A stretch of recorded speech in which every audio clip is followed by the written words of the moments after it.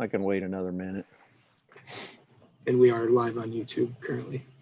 Okay, Oh, for the love of Pete. there she is. Sorry. Sorry. We're I waiting had a little on you. operator- That's okay. Little operator error. Sorry. It's all right. I'll go ahead and get started. I want to welcome everybody tonight on May 3rd to the City of Wildwood's Planning and Zoning Commission meeting. The meeting is offered via Zoom webinar platform. The action items on tonight's agenda, we have 2 public hearings, 2 information reports, 2 new correspondence items, and 1 other item. So what I would like to do is turn this over to Mr. Newberry for a roll call of attendees. Commissioner Helfrey, Here. Commissioner Ward, Here. Commissioner Cohn, Here. Commissioner Broyles, Here. Commissioner Beatty, Here. Commissioner Deppler, Here. Commissioner Jackson, Here. Chair Lee, Present. Councilmember Brost, Here. Mayor Boland. Okay, moving on, we have the approval of the minutes from meeting April 5th, which was almost a month ago. I need an action on that and a second. Commissioner Broyles. I accept the minutes. I place that they're approved. Okay. I have a second. Minutes, Commissioner Helfrey. Second it. Okay, all those in favor of approval, say aye. Aye. Aye. Aye. Aye. Opposed? Abstentions? Abstain. All right. Moving Thank on, does the department have any opening remarks? Mr. Vunich? No, sir, but thank you for asking. Okay, great. I'll move on to the public comment session, which I'll turn it over to Mr. Newberry. Thank you, Mr. Chair. At this time, if anybody in attendance via Zoom would like to address the Planning and Zoning Commission regarding any of the items other than the 2 public hearings, if anyone would like to speak during this general public comment session, again, except for the 2 public hearing items, please use the raise hand feature on Zoom or place something in chat indicating you'd like to speak, and we will let you in to address the commission. And Mr. Chair, if we could just give it a few moments.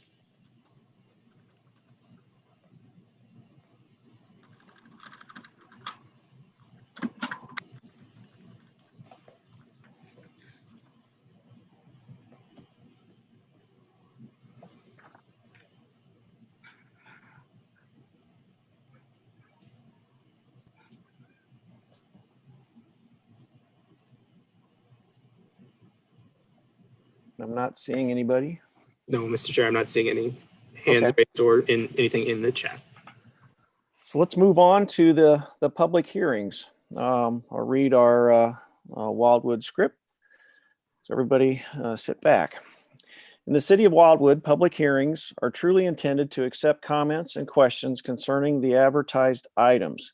Since these requests are being presented at a public hearing, no action is planned on them tonight, and consideration of these items is to be taken no earlier than June 7th of 2021. This approach ensures members of the Planning and Zoning Commission will hear all opinions before taking any action. The city's Department of Planning will address the comments, questions, and concerns that are raised tonight and include them as part of their formal recommendation to the Planning and Zoning Commission. The commission will allow all parties adequate time to present their positions. Those in attendance via Zoom webinar platform should use the raise hand feature to indicate you wish to speak at this hearing, or indicate in the chat feature that you would like to speak. A team member will add you to the list of speakers that will then be communicated to me as chair, and I will invite you to speak when it is your turn. In addition, information on these items can be found on the city's website at www.cityofwildwood.com. The commission would like to thank you for your cooperation and participation in tonight's hearings. So moving on to PZ 4-21, Mr. Vunich. Thank you, Mr. Chair. Mr. Chair, the first item for public hearing tonight is PZ 4-21, Randy Eukendorf. 2057 Wild Horse Creek Road, Wildwood, Missouri 63038. A request for a conditional use permit, CUP, in the NU non-urban resident district for the retention of ground-mounted solar panels upon this 4.5 acre parcel of ground, which is located on the west side of Wild Horse Creek Road, north of Foul Zone Road. Street address 2057 Wild Horse Creek Road, locator number 23X530105. The petitioner is also seeking to retain certain roof-mounted solar panels, which are so situated on the existing dwelling that such are likewise visible from an abutting roadway. These installations are required to be reviewed in accordance with Chapter 415090 NU non-urban district regulations of the City of Wildwood zoning ordinance, which establish standards and requirements for the installation of solar panels. The requested permit is required due to the proposed solar panels being of a ground-mounted design type, as well as roof-mounted panels situated on an area of the dwelling's roof, which causes them to be visible from the abutting roadway. This particular property is located in Ward 1. And Mr. Chair, before having Mr. Newberry provide a brief slide presentation of the subject site, the Department of Planning would like to introduce into tonight's record regarding this matter the following items: the city's charter, the city's master plan, the Chapter 415 of the City of Wildwood Municipal Code, the zoning ordinance, the file that has been developed and maintained by the Department of Planning regarding this particular petition, and then finally, any testimony, exhibits, plats, or other evidence offered as part of tonight's public hearing for the purposes of this particular request again. With that, Mr. Chair, thank you. And Mr. Newberry, I believe, will share his screen and narrate the slides as soon as you allow. Thank you. Thank you, Mr. Bunich. Mr. Newberry. Thank you, Mr. Chair. With screen shared, the department would like to just provide a brief slideshow presentation. The first few slides are just to familiarize you with the area. The subject parcel is identified, outlined in red here on the west side of Wild Horse Creek Road, north of its intersection with State Route 100.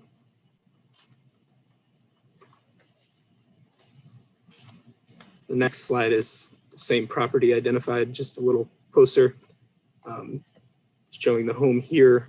And in the next few slides, you'll see the solar panels installed on this roof, the roof mounted, and then the ground mounted installed in this area of the property.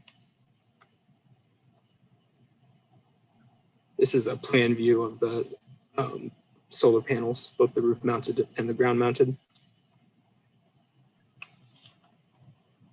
This first photograph shows the roof mounted solar panels that are visible from Wild Horse Creek Road. Another angle standing on the east side of Wild Horse Creek Road looking towards the residence and property, again showing the roof mounted. And you can see the ground mounted in this area of the site beyond the city's public hearing sign. The next photograph is another view of the ground mounted unit standing on the subject property. And then just another view more focused on the ground mounted unit. And that concludes the department's slideshow presentation of photographs of the site. Thank you, Mr. Chair. Thank you, Mr. Newberry. So what we have is an existing situation that doesn't comply with our ordinance. So with that being said, I'll open this up for discussion. Mr. Chair, I would just note that the petitioners are in attendance tonight, and if you would like, they may want to speak first regarding the matter and give an explanation of kind of what transpired to get where we are tonight. Okay, I'll turn it over to the petitioner. Hello, can you hear us? Yes. Hi. Randy Beckendorf, Mary Beckendorf. We no way intended to infringe upon Wildwood's ordinances. I contracted an electrical and a solar company to install solar panels. There are certain rebates from Ameren and tax rebates or tax breaks for the solar panels and the new roof that we had installed prior to the solar panels being installed. I am a contractor, so I'm very familiar with permits and the like. And I hired this company. They did get and submit plans, and they did get a permit from St. Louis County for the work. There was a little bit of a rush to get it installed by the end of the year because that was I believe there were certain things that needed to be done by the end of the year. So these rebates and or tax incentives could be utilized. It wasn't until they were installed and we went to connect them, and my contractor and the solar company, I thought were going to be, maybe they're trying to get online, I don't know, but I thought they have the link, but they could speak for themselves. But as soon as we realized that we were in violation of the Wildwood ordinance, we cease and desist. And so we now have what my wife calls a pretty lawn ornament that's not functional, but hopefully someday it will be. I don't know if that is enough background information to let you know how we got where we are. Yes, I think that will suffice. So, Mr. Vunich, what do we actually need to do here? Because typically we would deal with screening issues, or I noticed the frames are silver instead of black, but there isn't much we can do with that, on a black roof. Well, Mr. Chair and members of the commission, obviously the members have some options. One of the options is to grant the conditional use permit and write the conditions of said permit to match what's on site. The second option is to grant the permit, but write conditions that would be more consistent with what the members have done in the past relative to solar energy systems. And then the third option would be to deny the permit request. And then the matter becomes one for the Beckendorfs and the city to address, either through relocating the panels so they're not visible from Wild Horse Creek Road, or relocating the ground-mounted panels to somewhere else on the site so they're not visible from the road. But that would require a conditional use permit as well. So there's a few options out there.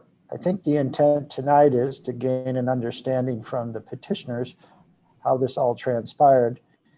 I had been told that St. Louis County had issued some kind of permit, which adds a little layer to all of this that's not typical. Obviously, under our contract with St. Louis County, they are not to proceed with any permit issuances until they receive an authorization form from the city. So there's a little confusion here, and part of the public hearing is to kind of understand that so we can figure it out and then give you, as the commission, good guidance. Thank you. Thank you. So I'll ask the petitioner, do you have a copy of your permit that you could forward to the city from Yeah. St. Louis County? We do have, I don't have it present now, but yes, we do have a permit. I believe the city has a copy, but we can certainly get you a copy. When I was speaking earlier too, I omitted to acknowledge the fact that the two neighbors immediately across the street do not have a problem with the solar panels, and the solar panels were not placed where they are now for any other reason other than the best use of sunlight. We could certainly locate them other places that would be in the shade, but it kind of defeats the purpose. Thank you. Commissioner Helfrey. Sorry, thank you, Chair. I did have a question. When I was looking at those pictures, it looks like those solar panels on the ground are facing directly to the trees. So I want to make sure that I understand things correctly. Why were they placed there? And are the neighbors across the street from you, either one of them, are they here to speak at all to that? I'll let Mary. Neither one of our two neighbors are here. I did let them know that there was this hearing, and certainly if they had an objection, this was the time to let you all know. So they're not here. They both said explicitly by email that they don't have a problem with it. In terms of where the panels on the ground are, my understanding is that is, they get sunlight over the trees enough to be functional. So We kind of left the location up to the solar company. I mean, they do it every day. We don't. So. And we just did not see the issue coming with Wildwood because we assumed it was taken care of. Yeah, since we had a permit, I had no reason to question it. Thank you very much. Yeah. Mr. Newberry, can you throw the plan back up? I think they face south, the panels from what? East, yes. Carol, you have to look at the picture with that he took, the aerial photograph with the trees on the picture. So it looks like they're tilted to the south. Travis, can you go to the next one, please? The next photograph. One more, right there. Yeah, so they're tilted toward facing the south, which would get, the direct Oh. gain from the street. It looks like you don't really see the panels. But typically what we've done is require screening with vegetation.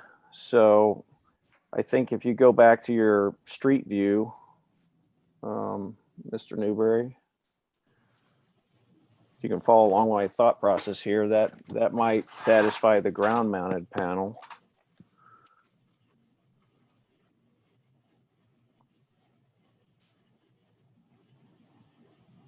So are you talking about screening, say, between the street and the And the ground panels with something panels? low vegetation, not big trees that are going to produce shade. Right, because the sun kind of goes over those things side to side. It rises diagonally and goes over the top of them. But it could be close. Yeah, we maybe put it closer to the street. Mr. Vunich, what's the setback on the street? This is the non-urban resident district, so it's a 50-foot distance from the edge of right-of-way. And what's the dimension on there? 26 feet? So Just just to, encroaching the setback as well. yes, sir. And from the perspective of the commission, if you were to grant the conditional use permit, the underlying regulations for conditional use permits does not allow you to reduce the required setbacks. The Board of Adjustment then would have to act on the location as well. But setbacks do not include landscaping, so we could put landscaping out there. Certainly, you can have landscaping, so to speak, up to the edge of your property as long as it doesn't create a site obstruction. Okay. And then, so that's one action that I think we can take as a commission. The other one, I'm not sure how we would address that because it looked like silver frames on the panels, which we require black, but going back and painting those is not going to work. So there really isn't anything we can do there to hide that. It's on a black roof, so it's not that noticeable. I don't know, Mr. Newberry, if you can put your photo back up.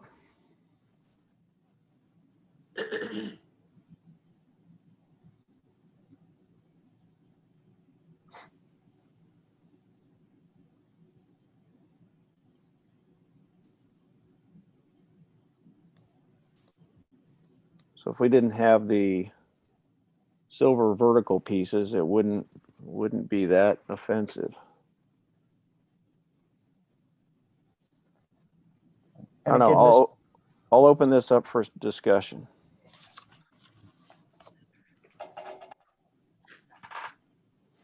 Commissioner Jackson. Yeah, Mr. Vunich, is there any, I know that we go through this a lot and there's the setback and then the trees to hide it, et cetera. Generally, this is done through your permitting process, so you have it all boxed up. Is there anything from like a city ordinance where like people can't see this from the road or anything like that? Because we've not had this happen before, or I haven't in my year and a half or so.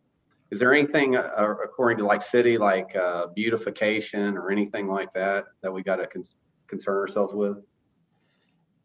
No, Mr. Jackson, it's really just the regulations for solar panels that are ground mounted. And there's not an outright prohibition against them, but typically the concept is to try to screen them either by structure, building, and if not possible, by landscaping. The commission, though, has the right to reject ground mounted solar panels if they should choose, if there is no solution that would, for all intents and purposes, make them least intrusive as possible or minimal impact. Okay, I just make a further suggestion. I assume we can take a few actions today, but just doing some due diligence with the neighbors just to make sure that they don't have a problem with it as well. Regarding the setback, I don't know if it has a time limit on it or not, but we did get a variance. When we purchased the property, it was a 1,200 square foot frame house, and we added on 4,000 feet. And the regulation, the ordinance then was 50 feet from the road. However, our house, being one of the older houses on Wild Horse Creek Road, was already 35 feet from the road. So at that time, we got permission, a conditional use permit, I guess, to put the addition in line with the rest of the house, which is approximately 35 feet from the edge of the road. And I should have done this before this meeting, but I have measured, and I thought the dimension from the edge of the road to the edge of the panels was like more than 35 feet for sure, but less than 50 for sure as well. And so I didn't know if that conditional use permit from 20 years ago is still in effect with the same setback or not. Mr. Beckendorf, when the Board of Adjustment acted on that request to do the building addition to the existing home, it was very specifically advertised for the building addition, not other future improvements. So you've been through the Board of Adjustment once, and if the commission were to grant the permit for the solar panels that are ground mounted, then we'll go back to the Board of Adjustment and make your case there. Fair enough. I mean, again, we didn't mean to overstep our bounds. We just hired a contractor who got a permit and put this in, and we were not aware of the ordinance. Mr. Vunich, who's the contractor? Do we have any experience with them? Is this the first one they've ever done in Wildwood? I mean, it's usually normal character or normal companies we see. That's my question. I believe Mr. Robinson or Mrs. Robinson, it's Jay Robinson. I think they are the contractor, or at least have been involved in the project. So I would ask them to unmute with the permission of the chair and they could maybe address it. Yes, this is Janae Robinson. Hello. This was the first permit that we had applied for in Wildwood. And Mr. Buckendorf is right. We did file with St. Louis County at first, and they had granted us that building permit with the number included. But I'm guessing that they granted us that permit, but because they didn't have your seals with the plans, they did not, that's not a full permit from them because of your petition. And with construction, and our install team should be here as well. There must have been a miscommunication with that construction because we were playing it so close with incentives. And I just kind of took over permitting starting in the beginning of this new year. So just been working with getting that filed, but we do apologize on our behalf with Solus Energy Services with not completing this petition process. This is our first petition process versus just permitting, so.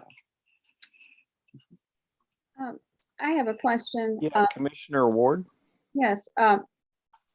Do we have a copy of the permit that St. Louis County gave to? Is that somewhere on file in Wildwood? I do have the building number from St. Louis County that they provided for that permit. I think they're just missing petition approval from you all. Let's see here. So my question is, when you got the permit, is it then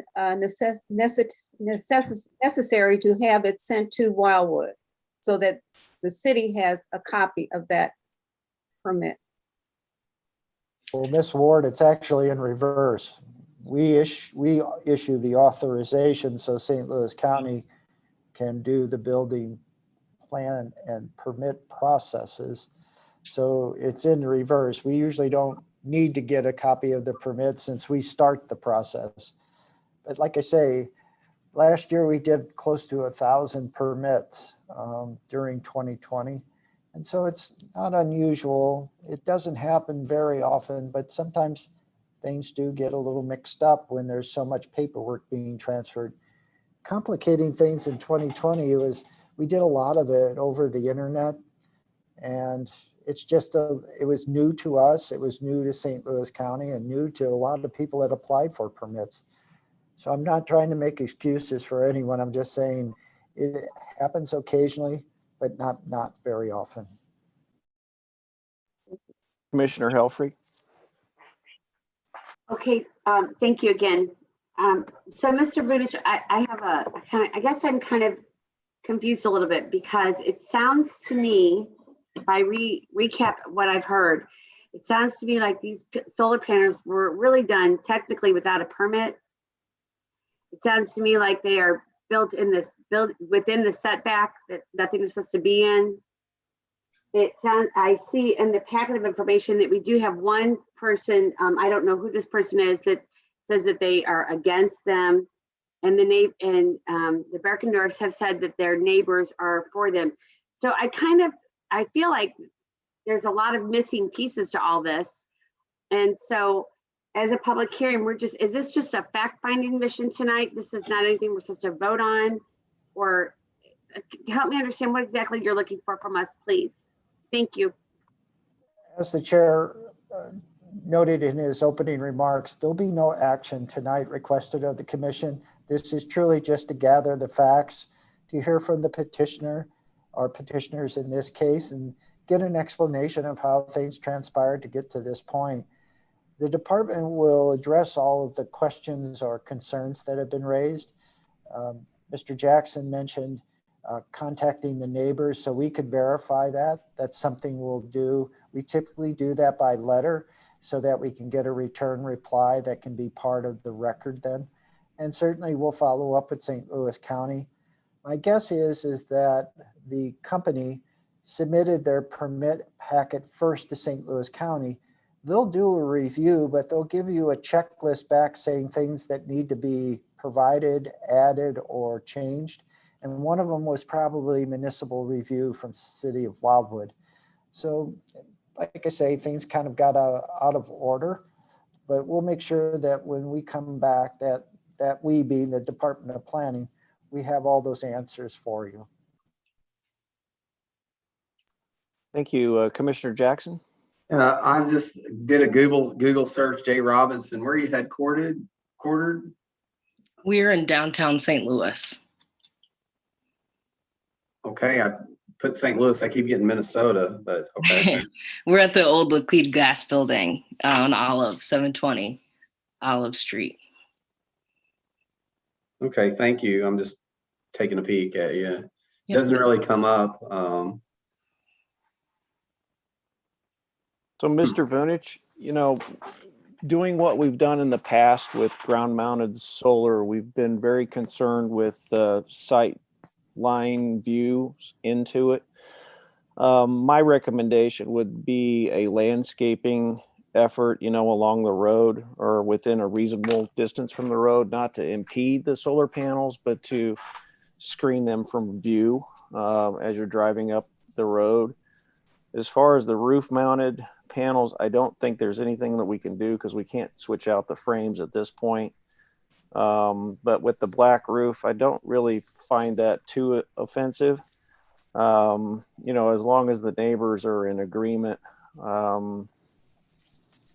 they're black panels, black roof, architectural type shingles. So just from an aesthetic standpoint, I don't find that that offensive, but I'd like to hear some opinions from the other commission members.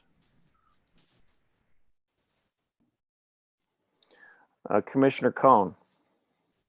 And my question's for the petitioner. I believe you said you're a general contractor, is that correct? That is correct. All right. Have you done work in other municipalities with St. Louis County in the past? Most of them over 45 years, yes. Okay, so as a normal practice, when you apply in St. Louis County for a permit, which is look for the job located in another municipality, it's always been a requirement at a minimum to get a zoning letter from the city. I'm confused as to, with your experience, you weren't aware of that. Could you please answer that for me? When someone hires me as a contractor, I get the permit. Well, me and an architect, but I submit, I get a permit in hand, then I do the work. I was not the contractor on this particular project. I hired a solar company and an electrical contractor, and I didn't check everything they do. I assume they're taking care of business,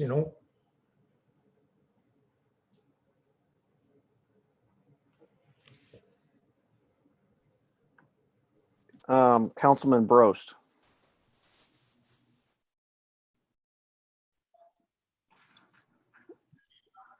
Yeah, I guess I appreciate the comments of being a contractor. I did have a business and for 20 years where I was very involved in the permitting process, and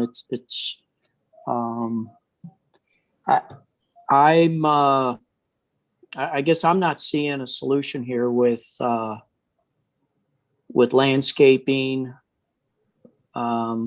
or it's, since it's already done, it's not that bad, so let it go type solution. This will be a major precedent for Wildwood. And I also disclose, I do have solar panels at my home. If you drive by it, you won't even see them. So I appreciate putting panels on a home, but I mean, we have a lot of residents that are marginal that come in front of this commission that may or may not get approved. And I would say of the ones I've seen, this one would never have been approved. And I think what we're saying is that the defense is that the contractor didn't know what they were doing, which is not a good defense. And the homeowner, even though they're in the business, they hired somebody that if I hire somebody to do something on my house, I might just be more hands-on because I'm going to make sure it's done properly. So I think we have a situation here that's a painful one. And maybe rushing to get the incentives, which I had a lot of incentives on mine when I did them. We may have acted in haste, and now we have a major problem. I don't see I don't see an opportunity to make this work. And that's, I'm certainly open to thoughts on that, but I mean, 25 feet from the road and on the roof, it's, I drive that, many times. I live off Wild Horse Creek, and if this gets approved, and it basically opens up that any situation in Wildwood would also get approved by precedent. So I'm letting you know where I'm at on this. It's a painful one. I feel for you, but I think the solar contractor, and then with your experience, this should have been it would be like taking a hammer and smashing your hand, and it'd be throbbing. You would know there's an issue. So, all right. Thank you. Any other comments?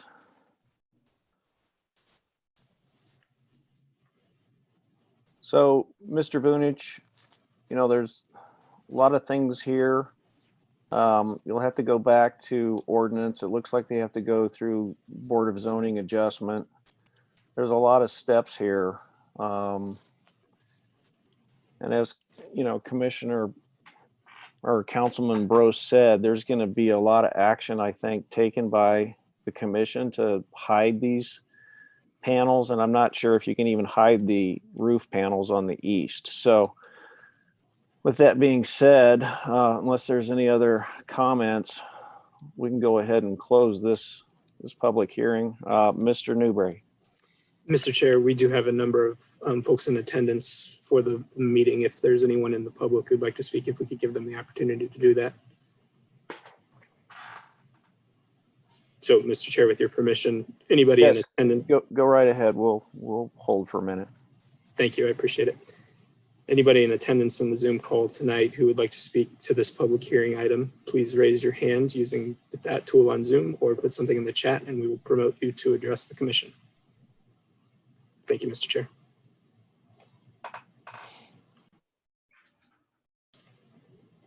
Mr. Chair, we do have one hand raised. We'll be promoting Mr. Little. Okay.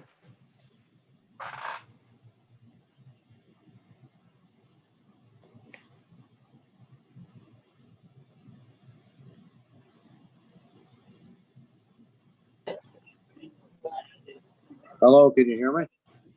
Yes, sir. I'm John Heber. I'm with Liberty Electric. I'm the electrical contractor on that job. And we had a permit approval. Didn't know about Wildwood. I pulled a lot of permits in Wildwood, in St. Louis County for Wildwood, and I've never had to go through this before. I mean, new houses, I guess a general contractor goes through it. So I'm not sure of the process. This is a learning experience for me. Obviously, I wouldn't have done it with the reputation I have in St. Louis County and basically Missouri. I'm just the installer for this solar group, but I do a lot of residential in Wildwood, and I guess the general contractor picks up the Wildwood permit. I'm not sure. So it's all been basically a new adventure for me after 36 years, believe it or not. But I apologize for the inconvenience, but we were trying to get Randy and his wife taken care of with the incentive programs.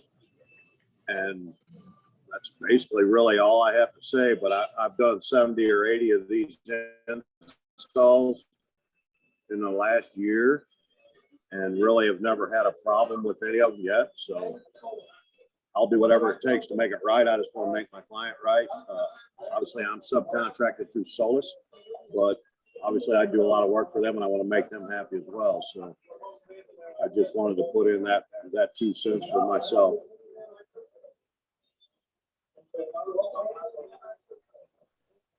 Thank you. Mr. Vunich, should the next step be going to Board of Zoning Adjustment before they bring it back to us, because we're mostly interested in the visual impact on this. Well, certainly, sir, that could be an option.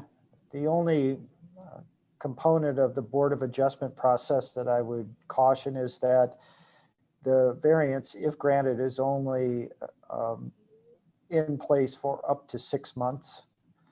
And the agenda for the Board of Adjustment for this May is already full. So it wouldn't be until June that we could get to the Board of Adjustment for this particular site, which means we wouldn't be back until July at the earliest. So like I say, I'll take the direction from the commission. If you want us to proceed to the Board of Adjustment and see what happens with the setback request, we can do that, and then we can bring it back as soon as we can, which would probably be again July. I think that would be a prudent recommendation, because if we can find a way to screen the ground mounted, and even if we were to remove the eastern facing roof panels, effectively screening this, it doesn't mean anything if the Board of Adjustment doesn't allow the proximity to, Wild Horse. So I think it should go there first, is my opinion. And again, tomorrow, if that's the consent, so to speak, of the commission, I'll send the information to the Birkendorfs via email, and they can file the application, and then we'll get things started. Mr. Vunich, make sure the parties have the new solar rules and regulations as well. We made some changes, a year ago, maybe less. Make sure that they have those. I certainly will, and thanks for the suggestion, Mr. Jackson.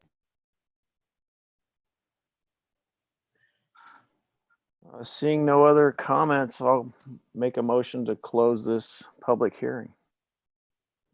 Thank you. Thank you. Okay, we have a motion and a second. All those in favor say aye. Aye. Aye. Opposed? Abstentions? Okay, we'll move on to the next item. Mr. Vunich, will you read PZ 8-21? Yes, Mr. Chair, and thank you. Mr. Chair and members of the commission, the second public hearing tonight is PZ 8-21, 2531 Lindy Lane, Jeffrey Melvin, 4051 Indian Ridge Estates, Wildwood, Missouri, 63069. A request for change in zoning from the NU non-urban resident district to the R3 10,000 square foot resident district upon a property that is 0.39 acres in size, which is located on the west side of Lindy Lane, north of Manchester Road. Locator number 24V530221, street address 2531 Lindy Lane. The subject property is designated Neighborhood Edge District under the current Town Center Regulating Plan. The proposed use, one single family dwelling on the existing non-conforming lot. The subject property is located in Ward 8. Mr. Chair, with your permission, Mr. Newberry could share a screen and show some photographs of the particular site. Thank you.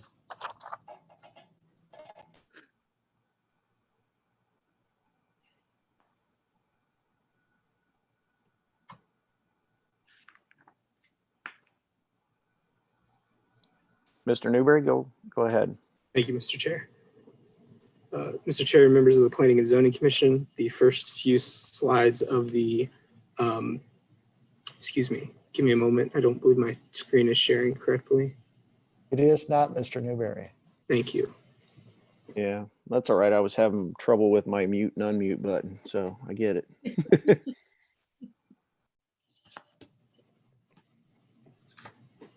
That should be, hopefully that looks okay. Thank you. Again, thank you, Mr. Chair, members of the Planning and Zoning Commission. The first slide is just to give you the location of the subject lot on Lindy Lane. To the south is Manchester Road in Town Center. And of course, you can see State Route 109 intersecting Manchester Road. Next slide is just a a closer zoomed in image of the site, again highlighted in red, just to show the development pattern in the area along Windy Lane. In the department's primer, zoning primer for this item, we identified a previous change in zoning along Windy Lane that was done in the 2018-2019 timeframe. That is this lot here. And you may remember that was Mr. Hildebrand.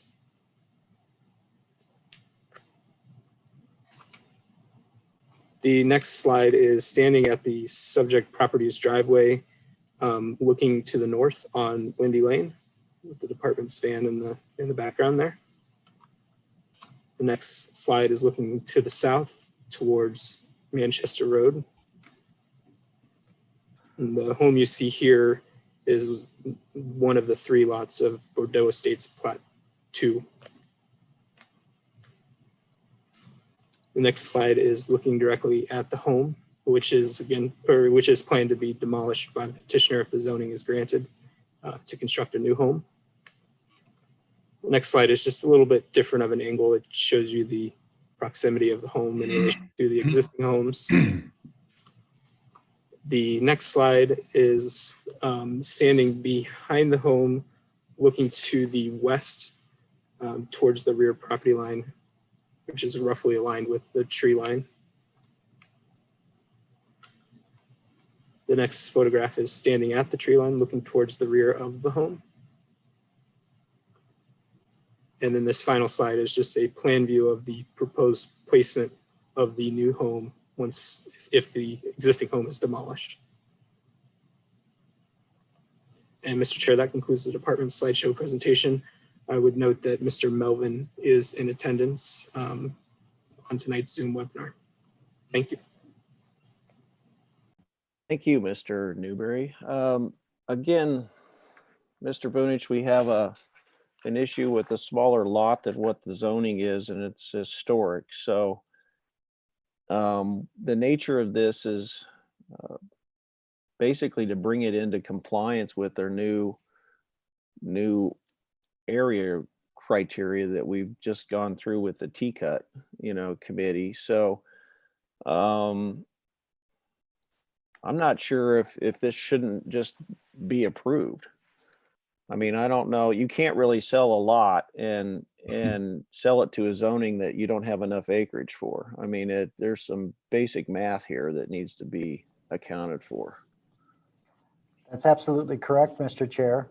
And Mr. Chair and members of the commission, by the nature of the advertisement, if the Planning and Zoning Commission recommends and the City Council concurs and changes the zoning, the minimum lot size becomes 10,000 square feet. The setbacks change from 50 on the front and 30 on the side and rear yard areas to 20 feet on the front yard, 10 feet on the side, and 30 on the rear yard area. So the design that's been proposed would be compatible. So one question I have are how many of the adjacent properties are in the same situation? All of them, sir. They all are designated NU non-urban resident district, and the town center plan, the regulating plan component, identifies them all as being suitable for neighborhood edge, which typically has been the R3 10,000 square foot resident district or the R4 7,500 square foot resident district. And the lots are legal but non-conforming now, but with the rezoning, they would be legal and conforming. So rather than taking these one at a time, I would think that a proposal should be brought forth to make the change for this area. If that's what the neighbors are seeking, we can deal with this all in one shot rather than piece by piece as they try to sell the properties. Well, certainly, Mr. Chair, you're speaking to an approach we talked about almost 25 years ago, was to do a pre-zoning of all of the property within town center proper. A lot of the property owners and homeowners were afraid that that would facilitate either neglect by lack of property maintenance, thinking that people would sell their homes quickly and they would not. A lot of people didn't want to be part of the town center process, but certainly did not want to be pre-zoned to town center designations. And so that's why we do it kind of parcel by parcel, is we made a promise that we wouldn't impose town center until you wanted it. Commissioner Helfrey.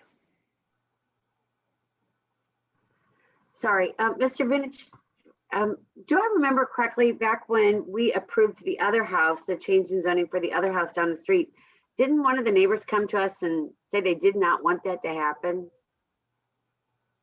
Yes, ma'am. There has been some residents that have lived on Lindy Lane for decades, and they see the changes that are being proposed and are concerned that this might eventually force them out.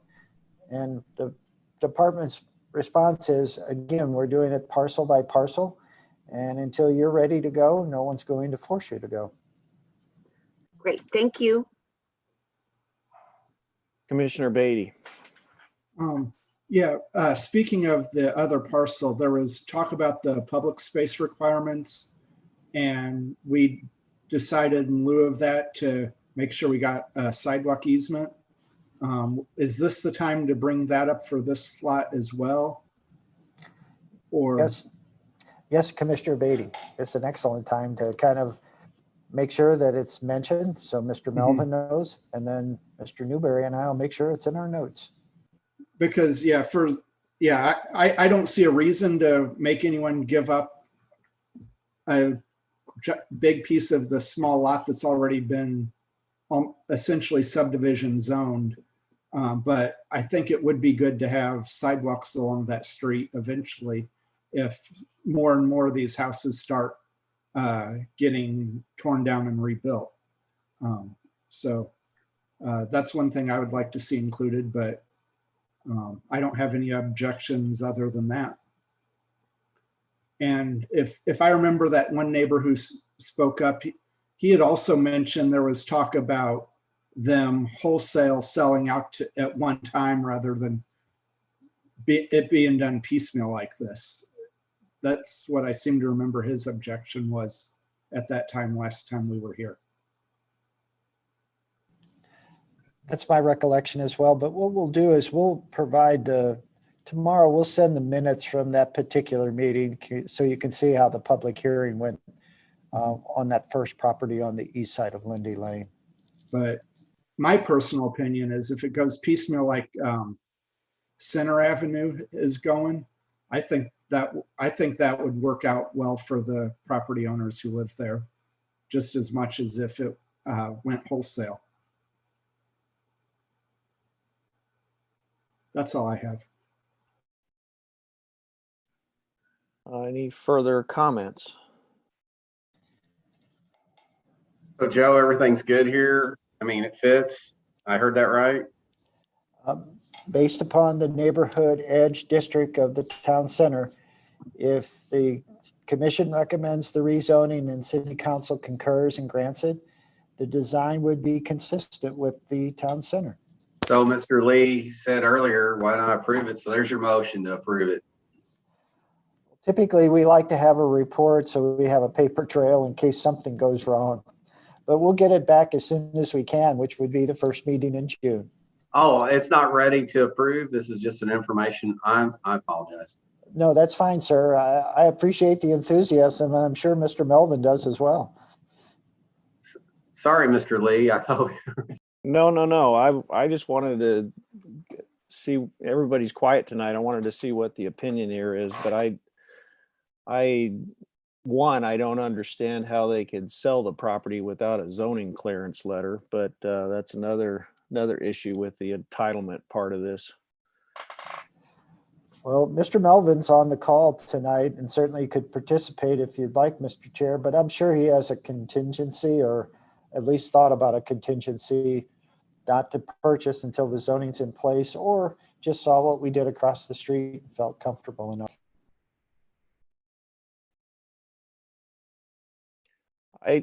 I think we can probably move on to our next next agenda item unless anybody else wants to speak. I mean, they're doing the right steps here, it looks like.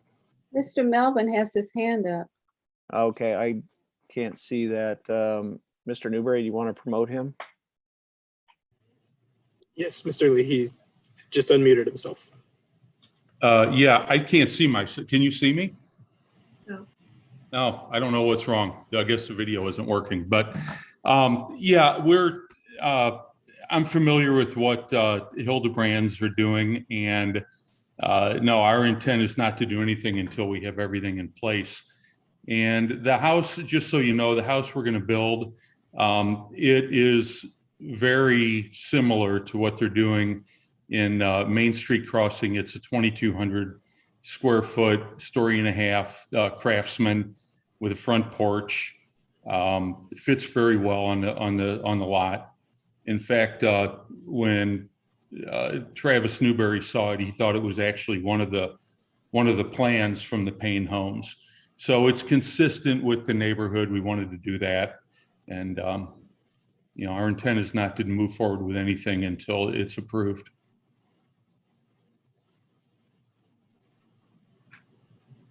Thank you.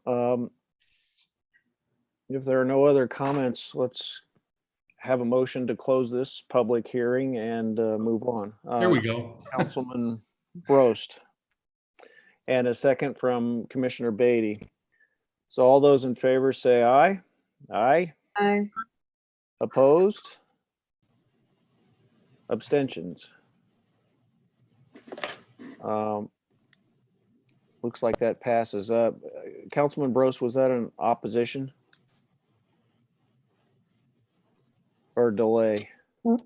No, I'm a yes. Okay. So Close the hearing. Thank we you. had all yes votes. We'll go ahead and close this public hearing. Thank you, Mr. Melvin. Yeah. So moving on to PZ 6-21 173 Stones Throw Drive. Mr. Vunich. Thank you again, Mr. Chair. Mr. Chair and members of the commission, the first item under information reports is PZ 6-21 173 Stones Throw Drive, care of Jeffrey Erb, 173 Stones Throw Drive, Wildwood, Missouri 63038. A request for a change in zoning from the PS Park and Scenic District to the NU Non-Urban Resident District upon a parcel of ground that is 0.53 acres in size, which is located on the north side of Stones Throw Drive at its current terminus. The property was previously owned by St. Louis County, Missouri, and was part of Greensfelder County Park, but now the subject parcel of ground is under the private ownership of the petitioner, such being duly established by an approved boundary adjustment plat between the appropriate parties. The subject property is located in Ward 6. Thank you. Thank you, Mr. Vunich. Mr. Newberry, whenever you're ready. Thank you, Mr. Chair and members of the Planning and Zoning Commission. Tonight, the department is presenting its information report with recommendation regarding the item that was just read into the record. For the purposes of background and a reminder from the department's brief presentation at the public hearing, in 2014, the previous property owners discovered that they had inadvertently installed a portion of the driveway and turning pad onto the property being owned by St. Louis County, that being part of Greensfelder County Park. Following this discovery, the property owners at the time worked with St. Louis County to reach a solution, which resulted in the transfer of a portion of the previous park property to private ownership. That was done in exchange for an equal or greater area of property to St. Louis County for Greensfelder County Park. The transfer of property resulted in all private improvements being now located on privately held property while maintaining the area of park property held by St. Louis County. The subject requested change in zoning by the current petitioner was originated by the petitioner contacting the city to inquire regarding the building of a detached garage on a portion of the 0.53 acre parcel that was, again, previously part of Greensfelder County Park and then transferred to private ownership as described. The existing zoning district designation of this small parcel, again 0.53 acres in size, remains to be the PS Park and Scenic District. The petitioner is requesting the change in zoning from the PS Park and Scenic District to the NU Non-Urban Residence District to better reflect the planned use of the private property for an accessory structure associated with privately held property for residential uses. Tonight, the department is recommending the Planning and Zoning Commission support the requested rezoning, given it will address the intended use of the subject property, which is residential in nature. The application of the NU Non-Urban Residence District upon the property will be consistent with the surrounding large lot, single-family residential development pattern, including the petitioner's 5-acre parcel to the south where his home is located. And lastly, the change in zoning will allow the property owner to improve his property with a detached accessory structure within the confines of the requirements of the NU Non-Urban Residence District. For those reasons and the reasons and other items identified in the department's information report with recommendation, again, the department is recommending the Planning and Zoning Commission support the requested change in zoning. And with that, Mr. Chair, the department will conclude its presentation, and with a motion and second, or the chair opening the floor for discussion, the department's available for any questions commission members may have. Thank you. Thank you, Mr. Vunich. I'll open this up for discussion or motion. Commissioner Helfrey. I make a motion to approve. Okay, I have a motion to approve. I need a second. Councilman Brost. Second? If there's any discussion, I'll entertain that. Otherwise, we'll go into a roll call vote. Seeing no hands, Mr. Newberry, roll call vote. Commissioner Ward, Yes. Commissioner Cohn, Yes. Commissioner Broyles, Yes. Commissioner Beatty, Yes. Commissioner Depler, Yes. Commissioner Jackson, Yes. Commissioner Helfrey, Yes. Chair Lee, Yes. Councilmember Brost. Yes. Thank you. Motion passes.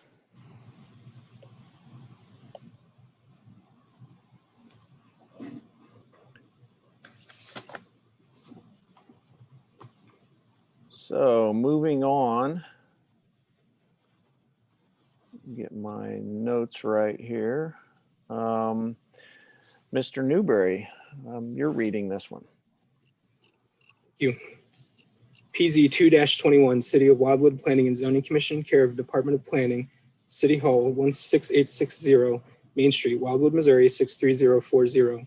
A request of the Planning and Zoning Commission to consider the updated 5 major elements of the Town Center Plan, which includes the boundary map, the street network map, the regulating plan map, the neighborhood design standards, and the architectural guidelines, all of which have been under review and study over the past 24 months by the City Council appointed Town Center Update Team, with ultimate action on the same being sought on the requirements of state statute, the city's charter, and local code. The Town Center Plan establishes goals, objectives, and policies for the development of the Town Center area to create neighborhoods which are self-sufficient in terms of their mix of land use activities, the availability of green space and amenities for all age groups, and the coordination of its public infrastructure to be functional, safe, and aesthetically appealing to the community in its application, with building architecture and other design components inclusive of streets, sidewalks, trails, stormwater management facilities, and others. These components of the Town Center Plan are intended to complement each other and create interdependence as well. Along with these goals, objectives, and policies, the Town Center area establishes types and densities/intensities of land use for these parcels of ground within the boundaries of the City of Wildwood Town Center area, all of which were the subject of the study by the Town Center Update Team, wards 1, 4, 5, 7, and 8. Thank you, Mr. Newberry. I'll turn it over to Mr. Vunich. Thank you again, Mr. Chair. Mr. Chair and members of the Planning and Zoning Commission, before the department begins its presentation on this particular item, it would note that as an attendee tonight is Chair Vince Loyal from the Town Center Update team. So if there are any questions relative to the process or how the citizen members of that update team just felt or why they did what they did, I believe Chair Loyal probably can answer those questions as well as anyone. I would note also that there were many members of the Planning and Zoning Commission that participated on the update team as well.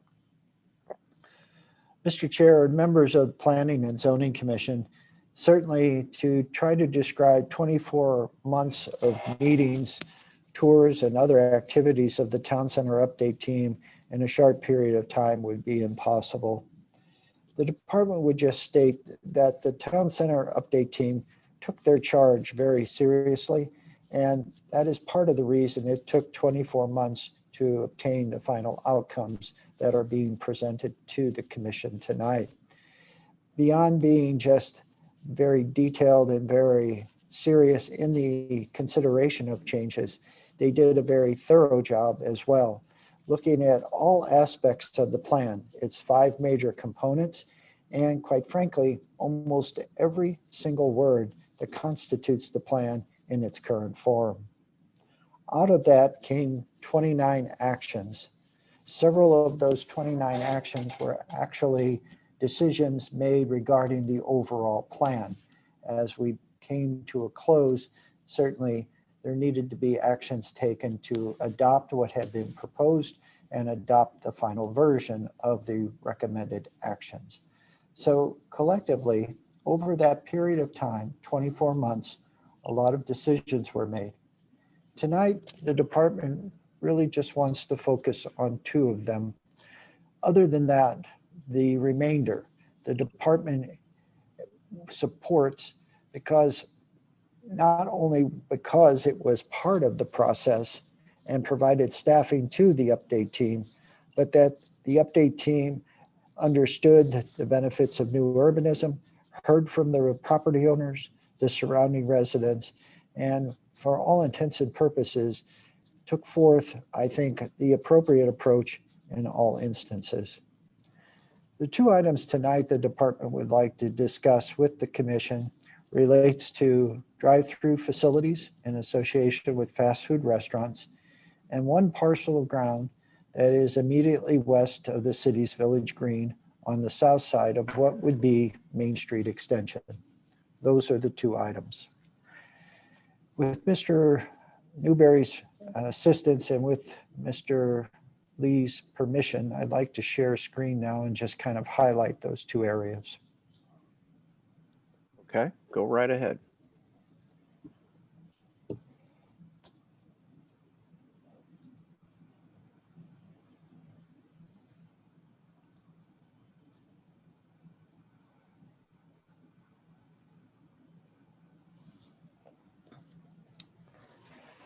So the first image on the screen tonight is the updated version of the Town Center Regulating Plan as proposed by the Town Center Update team. And if Mr. Newberry could highlight the area around City Hall. Is there any way to enlarge that image? Thank you. So from the perspective of the Town Center Update team, it was very active in this area of Town Center in terms of consideration of land use changes.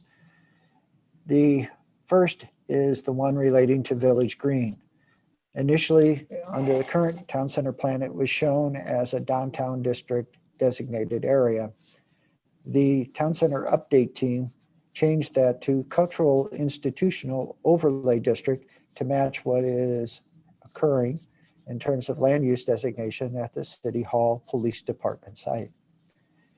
Further to the west, at the intersection of Etherton Road and what would be Main Street Extension, or Crestview Drive now, the Town Center Update team recommended a change from Downtown District to Neighborhood General. Again, reflecting the emerging residential pattern on the west side of Etherton Road with the Canberry and Main Street Crossing residential projects, but more importantly, acknowledging that with Neighborhood General, a certain amount of neighborhood-orientated commercial or business districts could occur, similar to a certain degree to what would be allowed in the downtown district. A lengthy discussion ensued about that single parcel of ground on the south side of what is now Crestview Drive, future Main Street extension between the neighborhood general and the cultural institutional overlay district.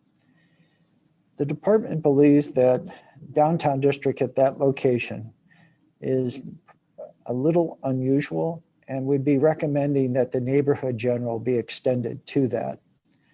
That recommendation is qualified by the fact that the downtown district was retained so that potential services could front onto the new village green, such as coffee shops, restaurants, things along those lines that would complement, benefit those users of the village green.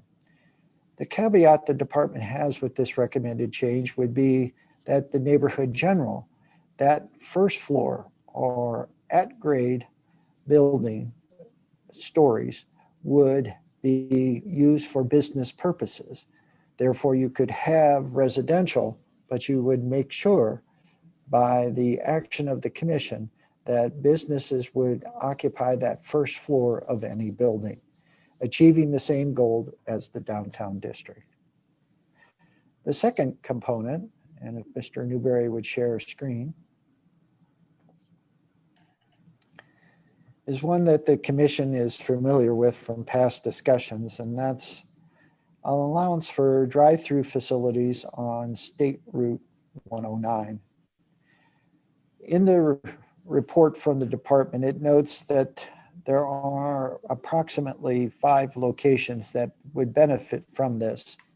And in the report, the department notes that it would not support all 5 locations necessarily, but under the criteria it is recommending, they could be considered. The first is that for this to occur in the workplace district, which does not allow drive-through facilities in conjunction with fast food restaurants, the sites would have to be abutting either State Route 109 or State Route 100. Secondly, they would have to have direct access to either State Route 109 and State Route 100. And as you can see, there are no sites shown on State Route 100 because it's a limited access state maintained highway. So the implications would be limited to State Route 109. The third item is that any requests for such would have to be processed not only through a rezoning, but a conditional use permit effort as well. And finally, the lot can only be under the workplace designation. So it can't be in the neighborhood general, can't be in the neighborhood edge or anywhere else. The department's previous support of this and current support tonight is premised on the limited utilization it believes exists for these lots if a drive-through with a fast food restaurant isn't an option. Suffice to say that retail and services, commercial uses as a standalone component are not very successful of late. There hasn't been a new commercial building constructed in Wildwood since 2008. It's not to say it isn't because fast food restaurants and drive-through facilities are the only options, but along Route 109, the department believes that there is an opportunity, if done appropriately, with the support of the commission and concurrence by City Council. So tonight it is identifying these 5 properties for consideration, and certainly understands if the commission would be hesitant to proceed forward. But under the current conditions on Route 109 and the abutting area, the department believes giving this option as an opportunity to those property owners would be reasonable under the scrutiny they would receive from the Planning and Zoning Commission. Again, Mr. Chair and members of the commission, and Mr. Newberry, you can conclude share screen. The department is recommending all of the changes as identified by the Town Center Update team, except for these 2. The intent would be to discuss them all, but particularly the two that the department has identified. And once that discussion concludes, regardless of the outcome, the department is recommending that the Planning and Zoning Commission proceed forward with a favorable recommendation and action regarding the efforts of the Town Center Update Team on the Town Center Plan. Mr. Chair, after you open the floor for discussion or a motion is made, the Department of Planning will be available to answer any questions or respond to comments. And thank you. Thank you, Mr. Vunich. I'll open up the floor for discussion on the action items, or we can make a motion to approve and second the T-cut recommendations as they are presented. So I'll open the floor up. No hands. Commissioner Helfrey. Surprise. If we make a motion to approve as presented, it approves the drive-throughs in those spots under CUP, and it approves that designation change for the one lot next to the city green, correct? If we approve it as presented. Okay, then I make a motion to approve. Yes, ma'am. Thank you. I'll second that. Commissioner Beatty, a second. Any discussion?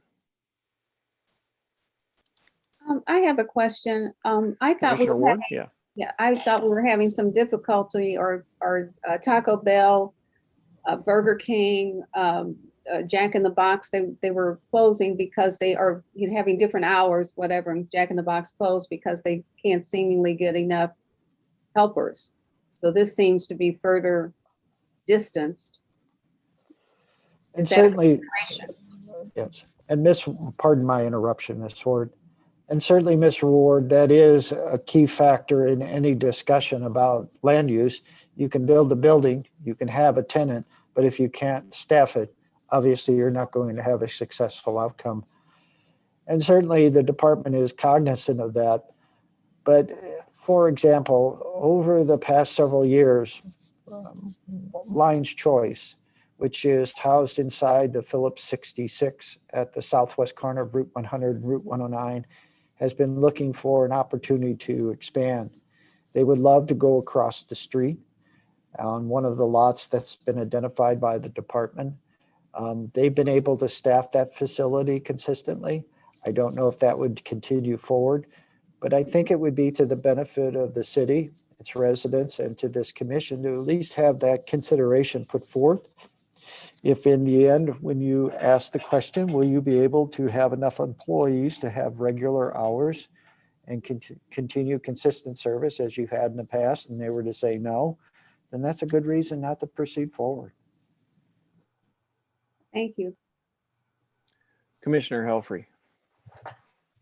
I just feel like, and I know that you all have probably heard me beat this drum, but I just feel like if we allow the drive-throughs, but we allow them with the CUP, it gives us a little bit of control. I think that a lot of the fear people have is that it's going to be this bright neon yellow double drive-through like McDonald's, and I think that by us approving it through a CUP, that allows us to make sure that does not happen. So I just think that it might open those lots open up for more businesses to consider them. Thank you. Commissioner Broyles.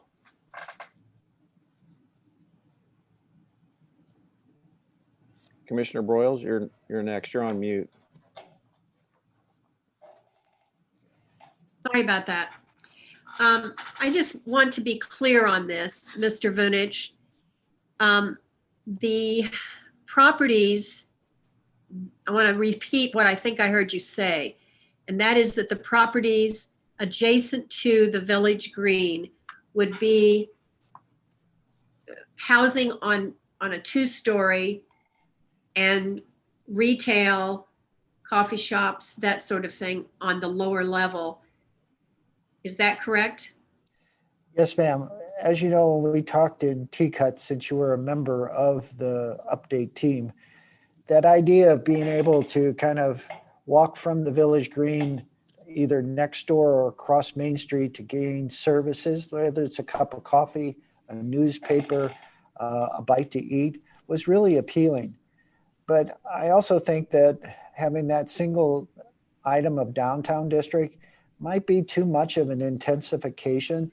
The downtown district is our most intense list of commercial uses. It also allows the largest footprints. And so by designated at neighborhood general, but restricting that first floor to business type uses will achieve, I think, the same goal and maybe even guarantee it more. Thank you. I am in agreement to that. I'm a little apprehensive, and we discussed this a lot in TCUT, about is it 5 sections Yes. on 109? Yes, ma'am. And I want to draw a distinction because I know this may be of concern of a lot of residents in the meadows of Wildwood. I do not consider that 5-acre parcel of ground that was the subject of the apartment proposal to have direct access to Route 109. The site distance there would preclude that. And even if someone could tell me they could make it work, the department, I think, and I'm sure the commission would never support that. And so that's why it's not inclusive. I understand that and do agree with that. My concern about having these smaller parcels of land, is there going to be a limit to what the number of drive-throughs are going to be on 109? Do we have any say-so in that once we agree to this? Certainly, as part of any motion, you could say that within the confines of those 5 parcels of ground, the commission would only support at this stage 2 or 3, whatever the number might be. And then over the course of the next month, the department could identify those sites that lend themselves better to a drive-through facility. For example, the outlot that's behind the Phillips 66 or to the west of the Phillips 66, that has very limited use just because of the fact that it's next to the exit ramp on Route 100. It's behind the car wash component of the Phillips 66. So I think that lends itself pretty well. That might be one of the 2 or 3. As we move south on Route 109 and the larger parcels of ground at the intersection of Manchester Road, I think they have the least attractiveness. But I wanted to include them so you could see what those 4 criteria would yield in terms of the maximum number.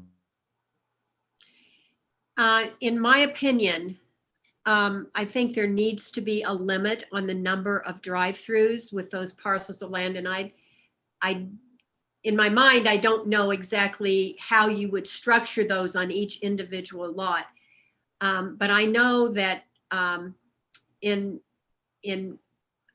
the place where you mentioned, I forgot the name of the fast food place at the Phillips Choice. Yes, I think that is busy all the time. And especially with contractors, I see a lot of contractors in there. And families as well. And I can understand why they would be anxious to have a parcel of land directly connected to 109. But I will not vote unless we put some kind of restriction on the number of drive-throughs. I just don't want, as Mrs. Helfrey said, neon signs and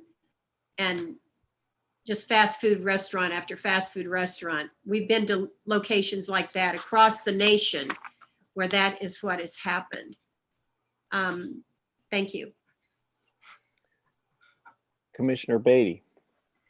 So I was just going to agree with Commissioner Helfrey, and I've seen McDonald's, they'll go into just about any building at some point. I've seen them in buildings that look like a house out in the Northeast, pictures of them. So and I know a lot of these restaurants will customize their architecture to fit in better because I don't know. I would like to see something happen along 109. Otherwise, I feel like those lots are just going to sit vacant for decades. And that's a disservice to the landowners. So, Mr. Vunich, I have a question. This is a departure from what TCUT recommendations were, right?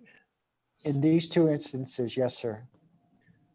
So, and I know there wasn't a lot of support for drive-throughs, you know, that can be seen. So what you're offering up makes sense, but I don't know if there's support for that. So, and I thought I heard you understood you that we were voting for the TCUT recommendations as they are written. Then do you want to tag along with this? Well, the distinction, as Ms. Helfrey described, is the department is presenting its information report with recommendation that supports all but two of the TCUT's actions. The two it does not support relate to the one parcel of ground on Main Street next to the Village Green and the drive-throughs on a certain number of properties. All the others would be the same. So if we vote for this and it passes, then it will move to council with those two departure recommendations. Eventually, but what I will tell you is that tonight it's the information report from the department. So it would be back at the meeting in June as the final letter of recommendation. And under state statute, once you would act on the letter of recommendation, you've adopted the changes. And the city council only endorses and ratifies. Okay, so I think this is a pretty controversial topic when it comes to drive-throughs. I proposed these, Commissioner Helfrey did when at TCUT, and I think Commissioner Cohn did as well. And I think we were like the only ones that were for it. So, you know, from that standpoint, I'm not sure if this makes sense to send this on with that caveat. If they came back with a request for zoning change, they'd have to go through a conditional use permit anyway, wouldn't they? Well, first and foremost, they would have to do a regulating plan change, because if the town center plan isn't updated now to reflect that there's a limited number of properties under the workplace designation that meet the criteria that is described in the report, they'd have to do a regulating plan change, then a rezoning. Commissioner Helfrey. So if we approve, my understanding, the way I read this is that if we approve this as it's presented today, we are not saying, yes, they get an automatic drive-through permission. They have to file a CUP and it has to be approved. So am I correct, Joe? Just by us voting yes on this doesn't mean that they have the blanket permission to have drive-throughs all along there. They still have to come to us and have a CUP approved. Is that correct? Yes, ma'am. Not only do they have to request a conditional use permit, but they have to request a rezoning of the property to be coordinated with the permit request. So there's two tiers of review that would be involved. And certainly the CUP, what that does, and this is within the underlying regulations of the permit process, the burden actually falls on the petitioner to prove that they can meet the 4 criteria of good planning practice, consistency with the other permitted uses around it, visual compatibility, and a benefit to the community.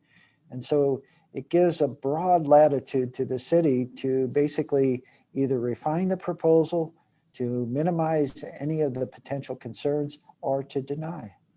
So essentially, this is just allowing it to possibly take place. It's not saying it will take place or it won't. It's allowing a possibility. Is that correct? That's correct. As Commissioner Beatty mentioned, if a proposal were to come in and they said, well, we use this format across the entire United States, and that's what we're proposing here, you could say, great, go elsewhere. Right. Okay. Thank you so much, Mr. Vunich. Thank you, Shirley.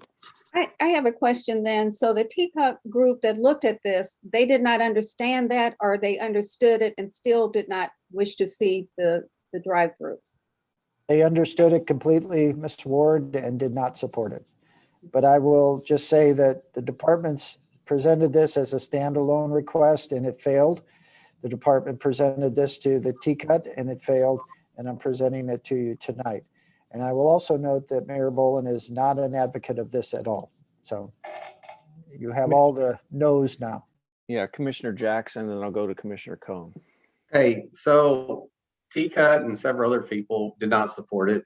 Apparently there was a mixed, it was maybe 50-50 or a little 60-40 before. So why is the department departing?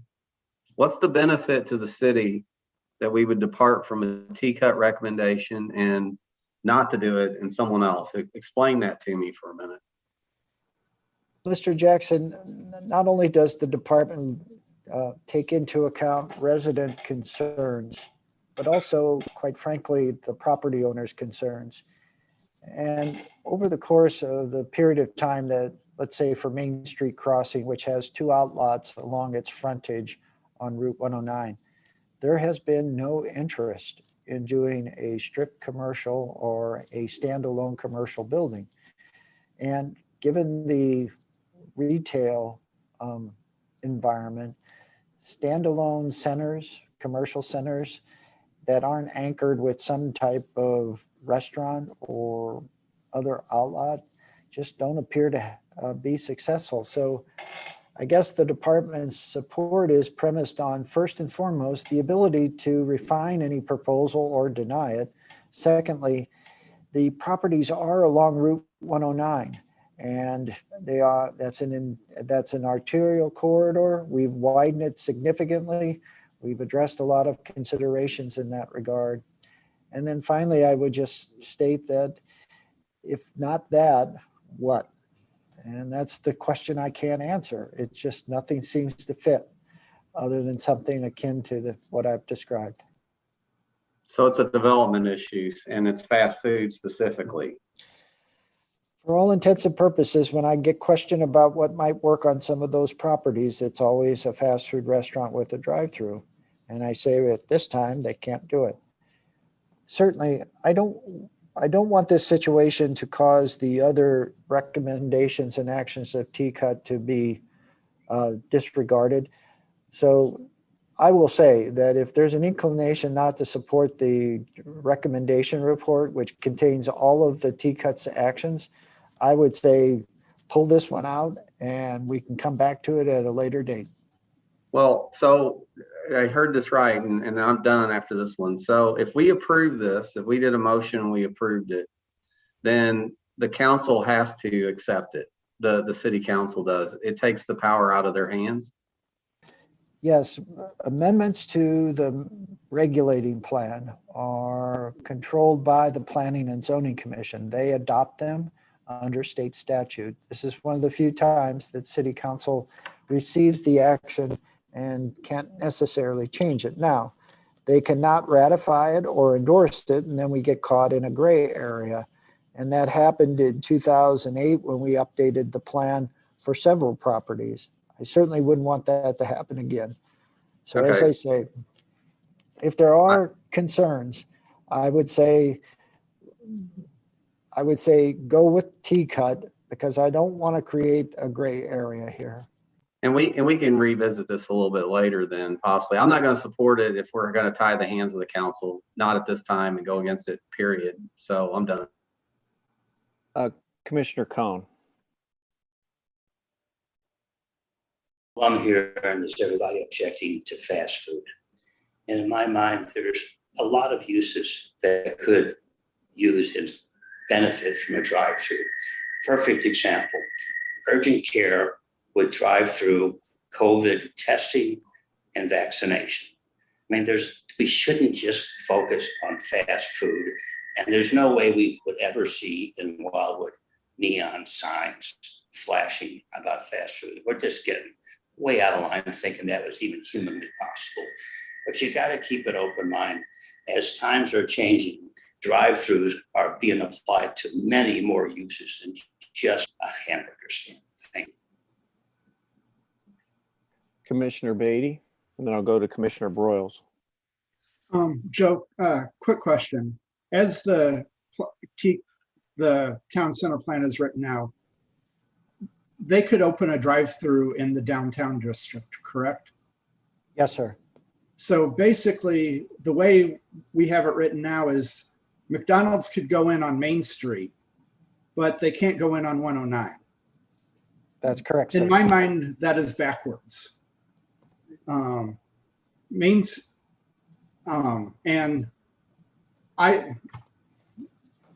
I would be willing to rewrite it to eliminate drive-throughs in downtown and allow them along 109. To me, it just makes more sense from a land use perspective. Because Main Street should be the dense, walkable block buildings similar to the theater, similar to what's proposed for next door to the theater and the buildings across the street where the hotel and the professional building are. And anything drive-through related should be more out on 109 where there's fast moving traffic and more cars are more welcome. That's all I have. Commissioner Broyles? Yes, thank you, Mr. Chair. When you first started to mention these two areas, are we voting on them separately or together? That would be west of Village Green. And the second one would be the usage on 109.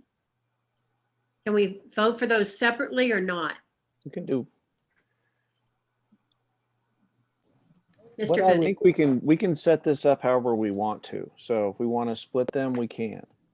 Mr. Chair, we have a motion on the floor to adopt the department's information report. Correct. We'll have to vote on that first, but if that doesn't pass, then we can change the motion, or Ms. Helfrey can change the motion if she would like. I'd also like to make another comment, Mr. Chair. I'm not opposed to fast food restaurants.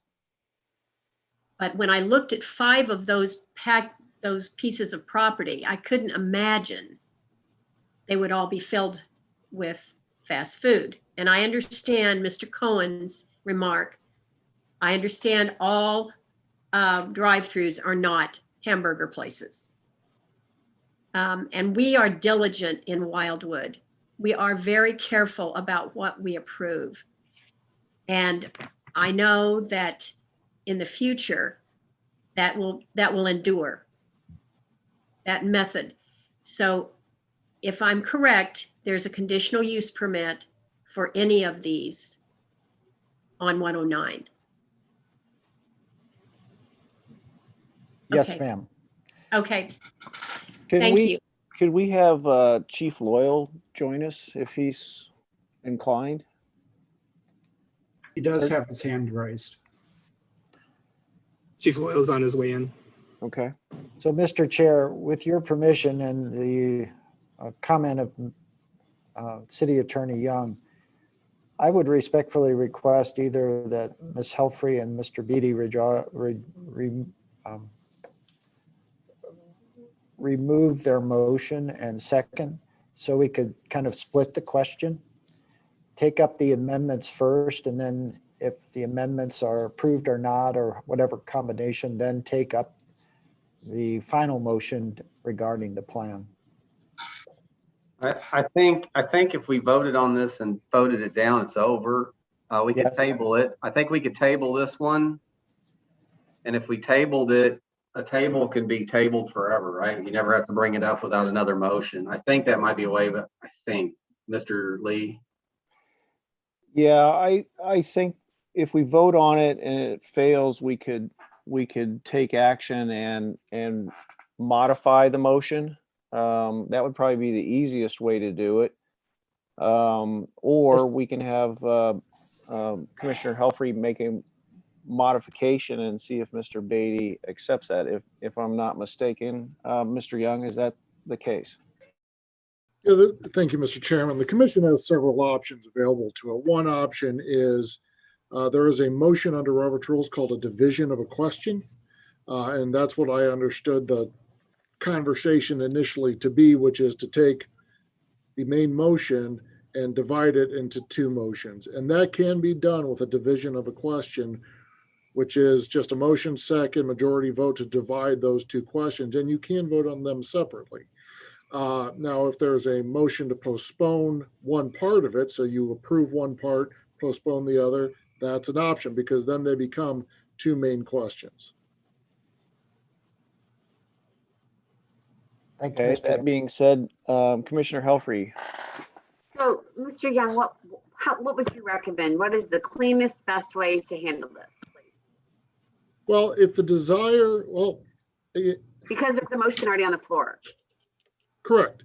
And you can divide, the motion on the floor is to adopt the department's recommended language or recommendation report.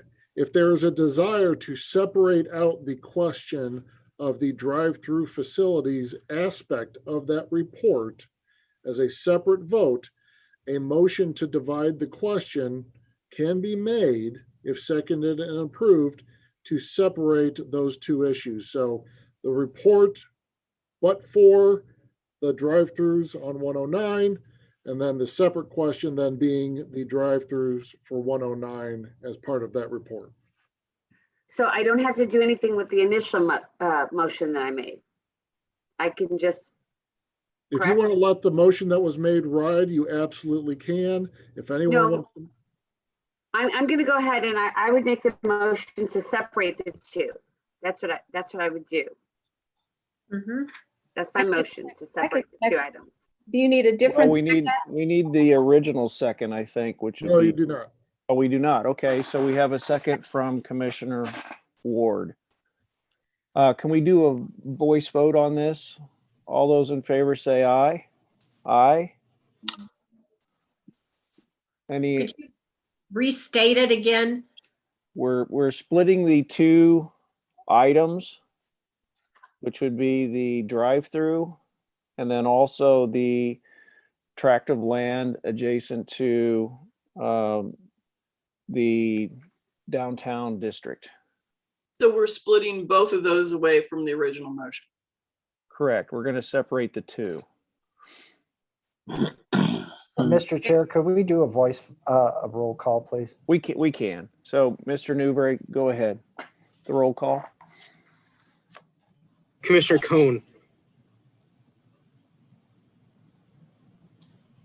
Mr. Cohn, I'm sorry, you were muted.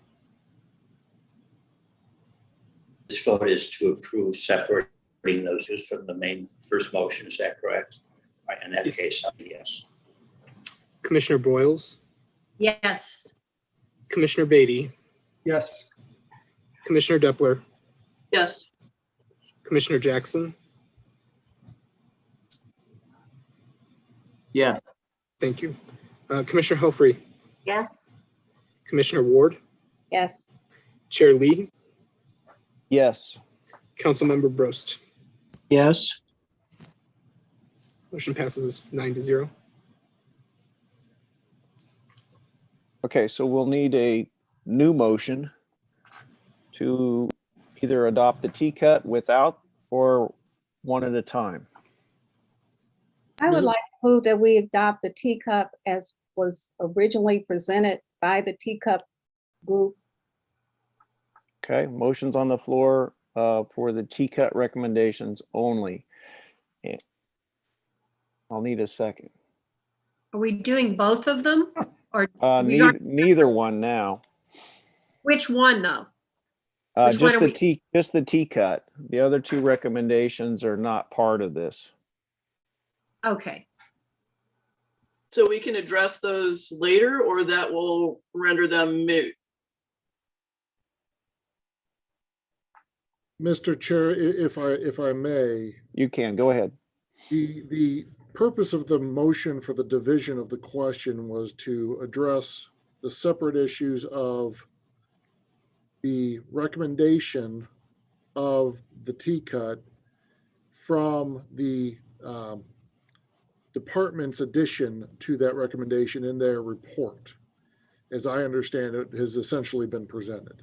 Now, those two questions are now currently before this commission with no additional motion or second necessary.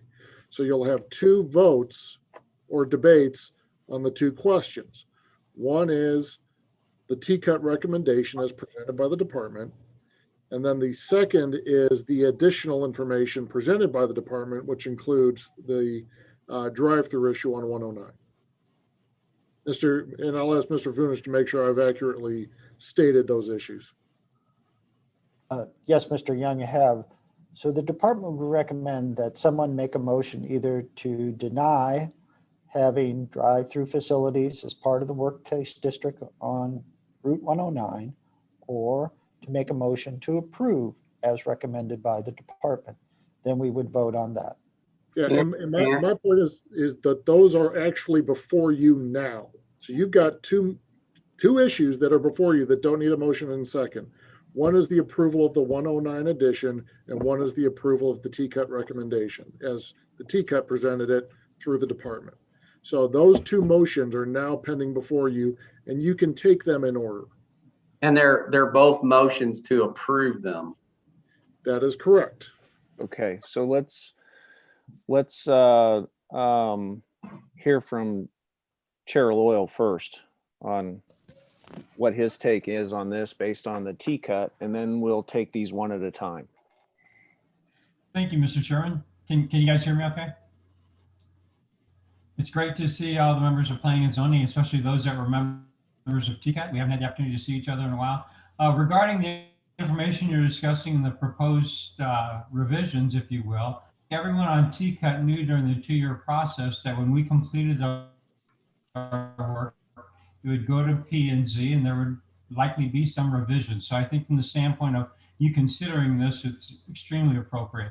Regarding the drive-through specifically, in my recollection of the discussion that occurred probably well over a year ago when we had it, I believe that if we had been subject to the changes in our world as a result of COVID prior to that discussion, the outcome may well have been much different, because I think as a society, we recognize that the way we've done things previously maybe need to be revisited. So I think this committee examining the new circumstances that may require us to look at things in a broader picture is certainly appropriate. And I think T-cut in and of itself, if I can speak on behalf of the members, may well have looked at it differently under the new circumstances. So thank you and good luck.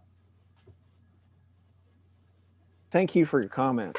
Let's take these one at a time, and I will take the drive-throughs, the second option. So, Mr. Vunic, can you restate the action on the tract of land in town center?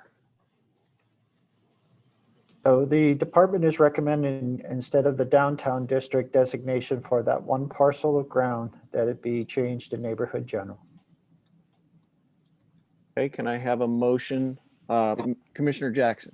I just have a question. So that would make it that means this one is on the drive-through and that it would make it conducive for that, correct? Or any type of drive-through business. Actually, I thought the chair was wanting to discuss. Yeah, well, the drive-through will be second, and okay. I'm sorry. That's why I got really confused here. Okay, like, so I think the motion on the floor would actually eliminate drive-throughs with this zoning change, because we could have a drive-through on that tract by the green, the way it's zoned. And if we go to neighborhood general, that's eliminated. Is that correct, Mr. Vunic? Yes, the downtown district would allow fast food restaurants with drive-throughs, but I would probably say over my dead body next to the village green. Yep. So we have a motion. I don't believe we had a second. I didn't think we needed one for this. I thought this was just voting on the split motions. So again, Mr. Young, if you could provide some clarity. Certainly. So again, the original motion was a motion to approve the department's recommendation. When you divide that motion to which has multiple parts to it, because the recommendation has multiple parts. The intent of the division was to divide it into multiple parts to vote on separately. No additional motions and seconds are necessary. You're just voting on each part separately. So that being said, I do not need a second. We can vote on the first portion of this, which is the downtown to, if I get this right, neighborhood general. Is that what you're after? Okay.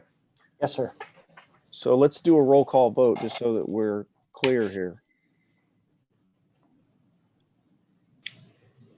Commissioner Boyles, Yes. Commissioner Beatty, Yes.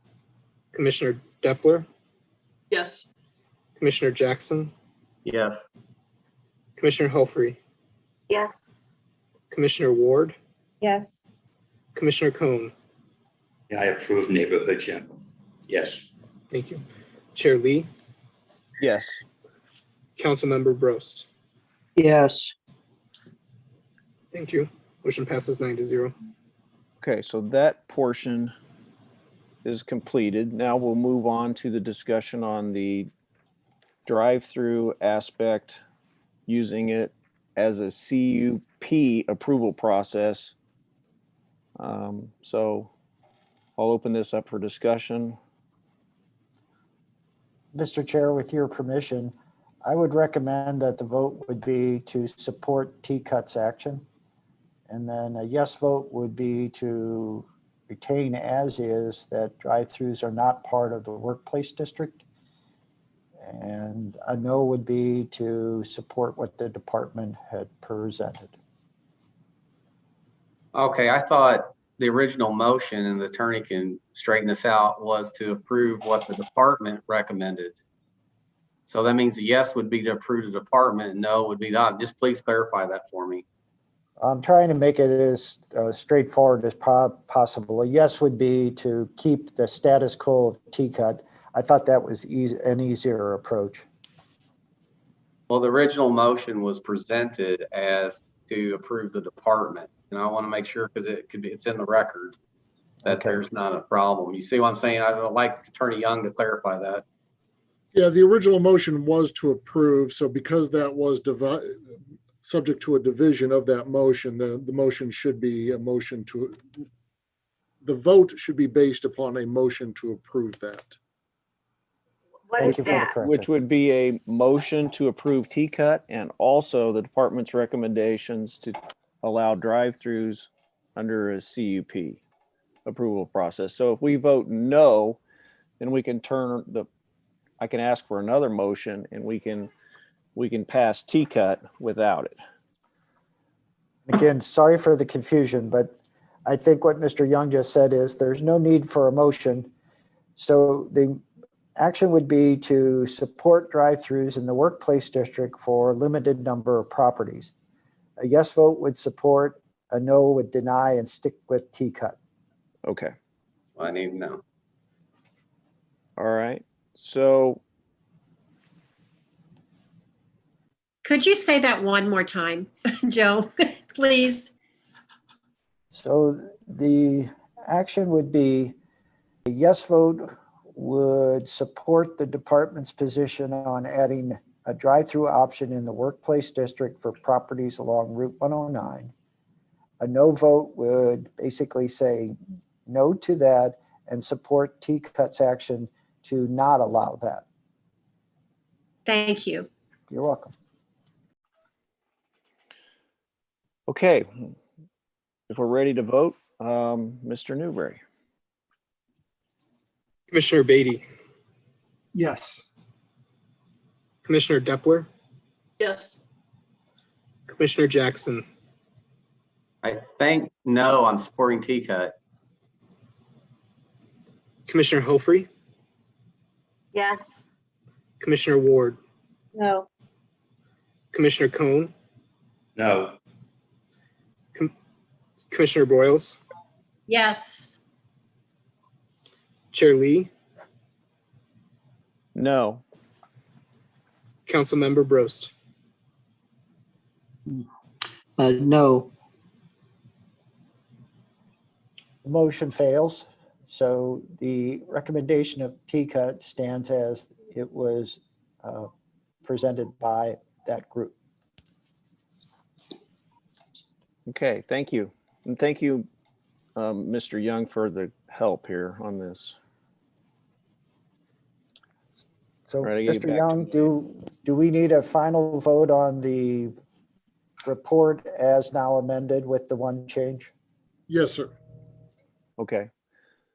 So I'll entertain a motion to approve the report with the single item department recommendation.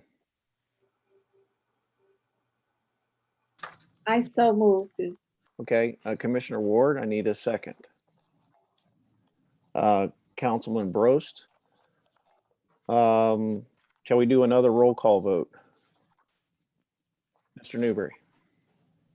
Commissioner Depler.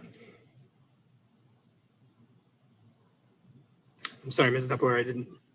Yes. Thank you. I appreciate it. Commissioner Jackson. Yes. Commissioner Helfrey. Yes. Commissioner Ward. Yes. Commissioner Cohn. No. Commissioner Broyles. Yes. Commissioner Beatty. No. Chair Lee. Yes. Councilmember Brost. Yes. Motion passes 7-2. Thank you.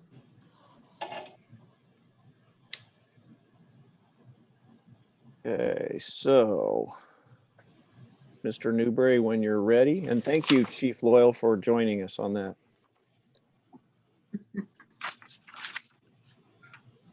We have one new business item. Mr. Newberry.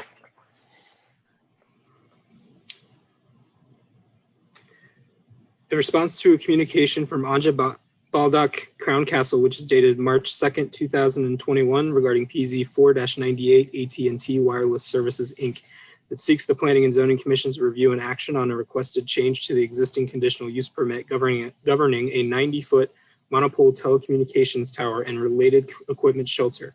This tower and shelter is located on the east side of Joe's Way, north of Valley Road.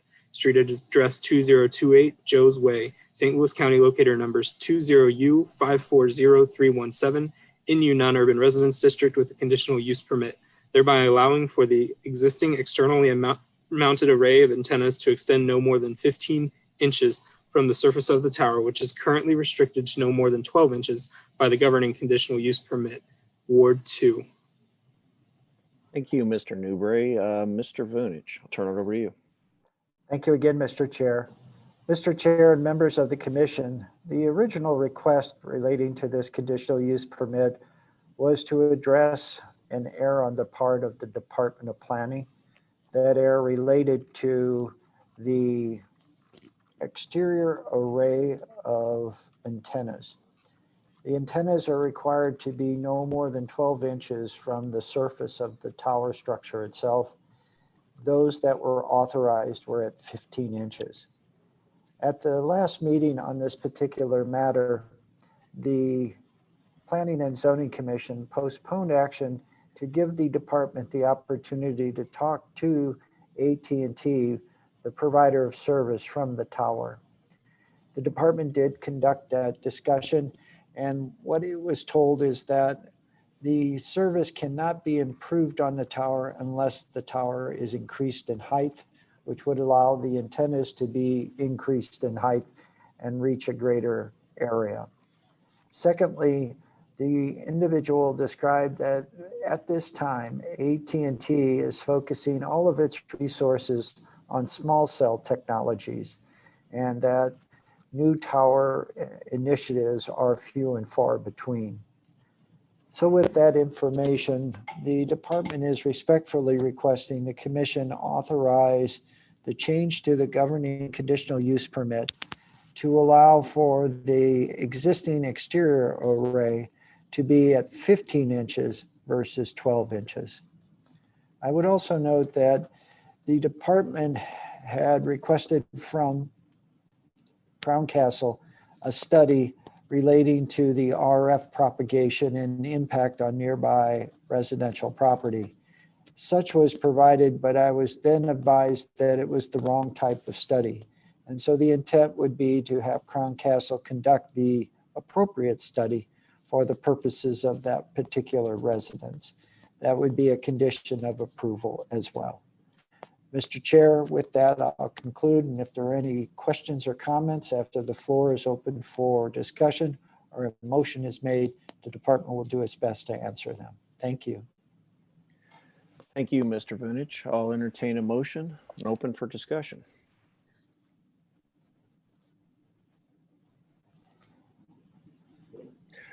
Commissioner Cohn. A motion to approve the department's recommendation. I have a motion on the floor.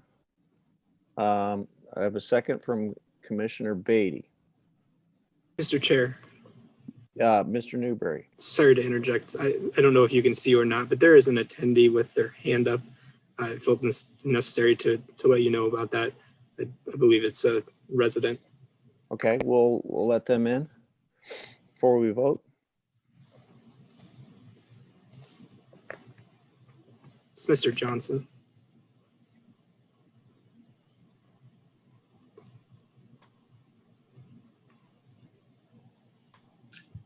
Well, hi, thank you. My name is Matthew Johnson, and I live in Kerrs Mill Estates. I appreciate the opportunity just to have a minute of time. I would just like to point out before the vote a few moments and items of history from this. It was originally approved in '98, but actually rejected at the first vote because of concerns about the visual impact on the area. And then due to those visual concerns, that was really the reason why there was a 5-year time limit and then annual renewal requests. And I think the department points out in an analysis that the addition of all the additional arrays have not impacted the aesthetics of the installation, and I would object to that conclusion. I'd also point out it was only approved because it was a stealth pole, which was disguised as a flagless flagpole, which didn't have any external arrays. And now there's been a bunch of external arrays added, so it no longer looks like a flagless flagpole at all, which sort of defeats the purpose of the stealth installation. And finally, I direct the commission to item G on page 10 of the general development conditions, which states, each review for this site shall include, but not be limited to, a determination that no less visible alternatives are technologically feasible. And I'm surprised, given all the concerns in the past about aesthetics and visual appearance and impact, there's not any pictures even of this site or the environment in the materials put together by the department. If the photograph was present, it would clearly show that there's an immediately adjacent telecommunications tower that is also a newer stealth pole that is disguised as a pine tree, and it's much more successful in its ability to limit the impact visually. And finally, I just argue that it does prove there are better feasible choices that we can have in 2021. So I'd just urge the council in closing to carefully consider the visual impact that this tower has.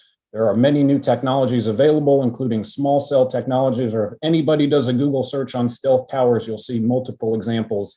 And I request the commission deny the use permit so that the tower can be replaced with a more modern aesthetic design. Thank you for your consideration. Thank you for your comment. So we have a motion and a second. Mr. Chair. Mr. Vunich.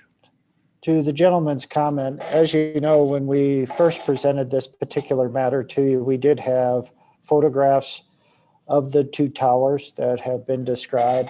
And the photographs were actually taken from the city of Clarkson Valley, because that area, those residents are the ones that are most impacted. I will describe to the commission that the city's taken a different approach toward towers over the past 10 years. As you know, with the growth of mobile telecommunications, the use of the internet for almost every aspect of life, the city, based upon resident input, has moved toward being more, I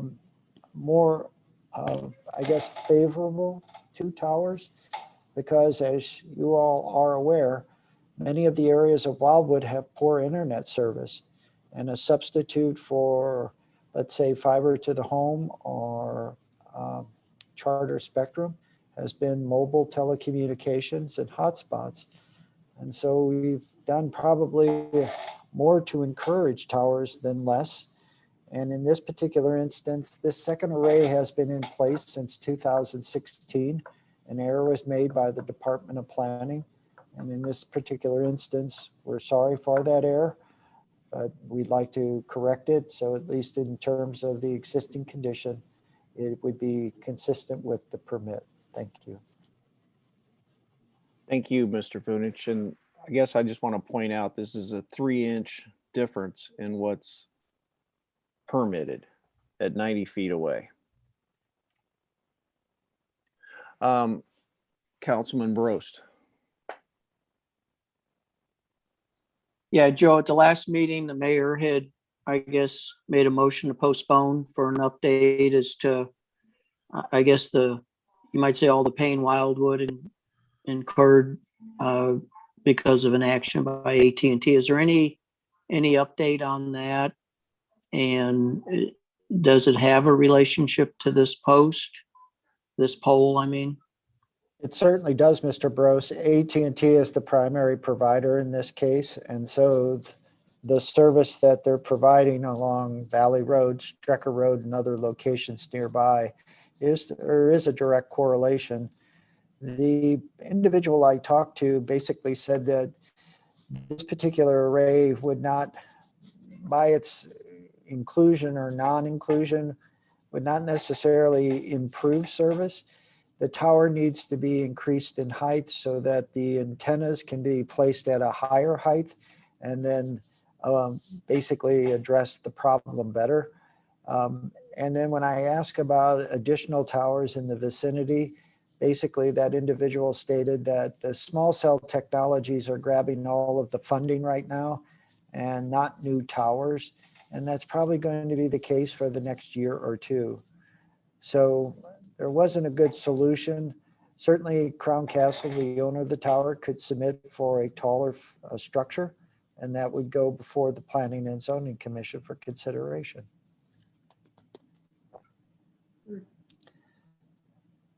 Mr. Young.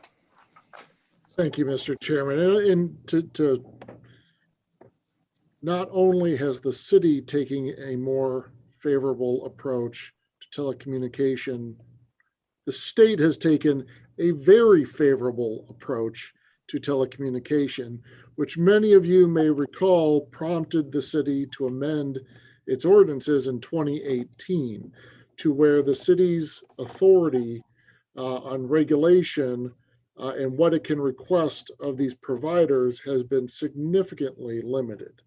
And including putting a shot clock on the time frame the city has to review these types of requests. And I just wanted to remind the commission of that in light of the comments made, that much of those comments and much of the comments made are unfortunately now outside of the purview of the commissioner of the city to consider. Thank you for that update. I have a question. Commissioner Ward. Yes. Joe, did you say that they were supposed to do a study about the impact of the graves or whatever the people surrounding, and we did not get that? We actually received one, but when I forwarded it to the resident that had requested it, he said it was the wrong type. And so he forwarded to me one that he had done that they had done when they moved to the property, knowing the tower was there. And so I was hoping that Crown Castle would basically do the same type of study that they had initiated so they could have that confidence level. Thank you. Commissioner Jackson. Didn't you say it was a propagation study? Or was it an RF? Well, okay, so a propagation study says how far it goes and how much coverage that you have. Now, they just said it's not going to increase coverage, right? That was in the language we just heard. So I thought this was like, what are the effects of one little binary bytes going into someone's brain or something? Like, what's the study of that? Because I hear that come up. So this was, okay, all right. So I don't know what propagation study is going to tell us when they say it's not going to give any more coverage. They just need a higher elevation. But I see Mr. Young has a question. Yes, I'll turn it over to Mr. Young. Well, it wasn't a question, but before we got too far down this route, I did want to mention that in terms of the health considerations of RF signals and waves, the federal government has expressly stated that we're not allowed to consider that. So let me summarize here what we have, if I may. We have an issue where we granted approval to allow an array to be mounted 15 inches from the pole when our ordinance says 12 inches. So we're 90 feet in the air. We have a difference of 3 inches. In order to increase coverage, we would have to raise the pole, which I don't believe there's any support for that. I may be speaking out of turn, but I don't think that's going to happen, and it would create more of an uproar. So what we're trying to do is clean up an item for the department. We have a motion and a second to approve. So unless there's any other discussion, I'll move into a roll call vote. Did I say that okay, Joe? Sir, that was the clearest I've heard it all tonight, including myself. Okay, thank you. All right, so Mr. Newberry, roll call vote. Commissioner Helfrey, Yes. Commissioner Ward, Yes. Commissioner Cohn, Yes. Commissioner Broyles, Yes. Commissioner Beatty, Yes. Commissioner Depler, Yes. Commissioner Jackson. Yes, on 3 more inches. Thank you. Chair Lee Yes. and Councilmember Brost. Yes. Thank you. Motion passes 9-0. Thank you. Thank you. Okay, hang on just a second. I have to go unlock a door. I'll let, let's see who's reading this one. Mr. Newberry. Item number 2, PZ 10-18, the prime. Go slowly, sir. I'll be right back. The review and consideration of a request by Michael Kennedy being dated April 15, 2021, Landwide Development Company regarding PZ 10-18 Wildwood Senior Apartments, the prime place at Wildwood. Amended C8 Planned Commercial District, Town Center Downtown District, and Neighborhood General District, south side of Main Street, west of Taylor Road, locator number 23V310383, street address 16700 Main Street, which requests the modification of the site-specific ordinance that governs this property to allow for an additional amount of time to submit and receive Planning and Zoning Commission action on the required site development plan for the project. Ward 8. Thank you, Mr. Newberry. Mr. Punich. Thank you again, Mr. Chair. Mr. Chair and members of the Planning and Zoning Commission, as of March 2021, the petitioner was to have completed the site development plan review process with this commission. As you are aware, that has not occurred. There are a number of reasons that the petitioner has provided, primarily relating to financing that they are obtaining from the federal government and the delays associated with that process due to COVID-19. The petitioner is respectfully requesting additional time to complete the site development plan process, given the financing process is nearing a conclusion, which they expect to occur within the next 2 to 3 months. Therefore, the Department of Planning, acknowledging the delay, but recognizing the value of the project to the downtown area of Town Center, is recommending that an extension of time be provided in regards to this particular project. That extension of time would grant an additional 15 months for the completion of the site development review process. The 15 months is not a static date, but the maximum date for the submittal and action of the commission. Mr. Chair, after the floor is opened or a motion is made, the Department of Planning will be available for any questions or comments, And I believe Commissioner Cohn would like to make a statement at this time. Commissioner Cohn. Thank you. Due to my involvement with the prime base, I will not be making any comments or voting on this issue. Thank you. Thank you. And I see we have Mr. Kennedy. I'll let him make a comment and then we'll move towards a motion. Mr. Kennedy. Difficult trying to project and expect results to occur in an orderly manner due to our conditions. We are been delayed by HUD for 3 months now, and we were delayed by our third-party consultants as we prepared our application for submission to HUD for another 2 months. So we're 5 months behind schedule as we projected and had hoped to be. We are now at the point where we should be getting our award from HUD, and we have a new requirement requested by the Osage Nation, I believe. Joe, you didn't mention that delay.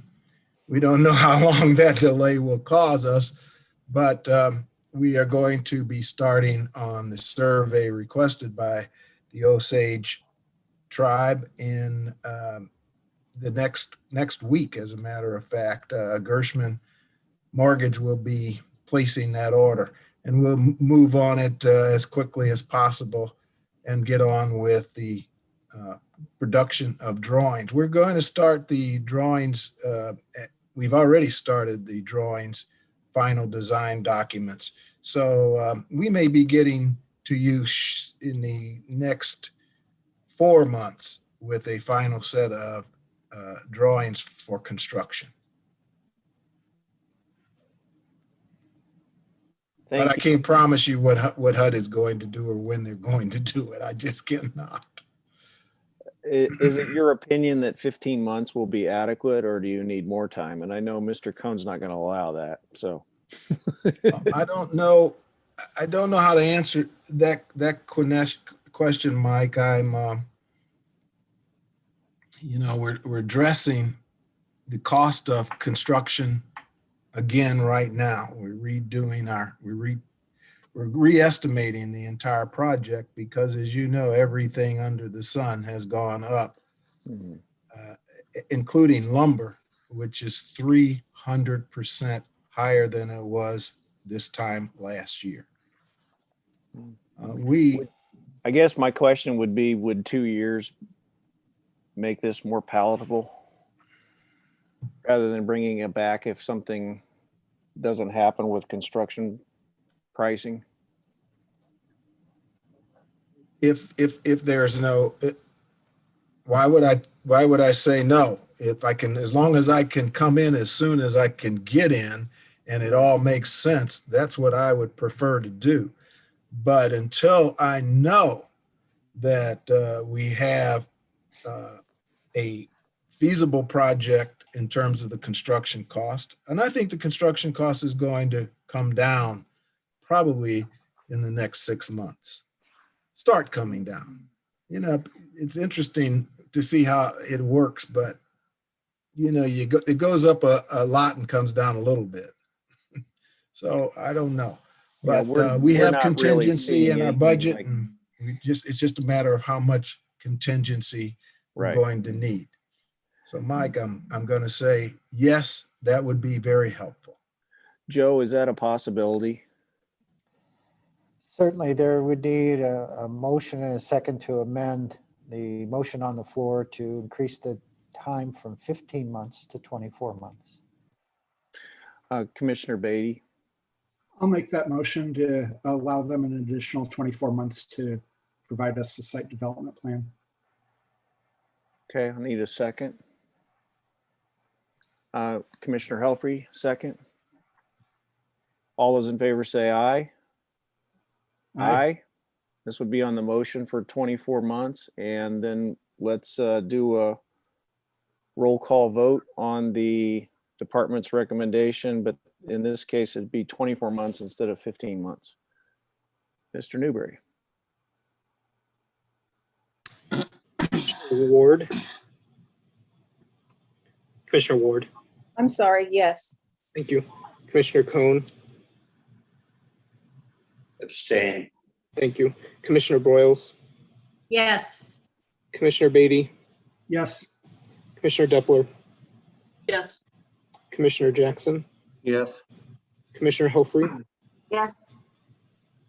Chair Lee. Yes. Councilmember Brost. Yes. Thank you.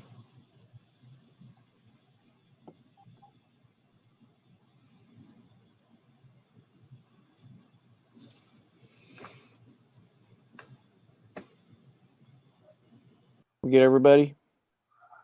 Okay, motion passes. Thank you very much for your confidence and your patience. I'm as anxious as Ed is in getting this project built. And if we can do it in half that time, it'll be my pleasure. Thank you. Thank you. Okay, moving on. We have one item for consideration. This is Mr. Vunich. Mr. Chair, I would like to read the title of the resolution into the record.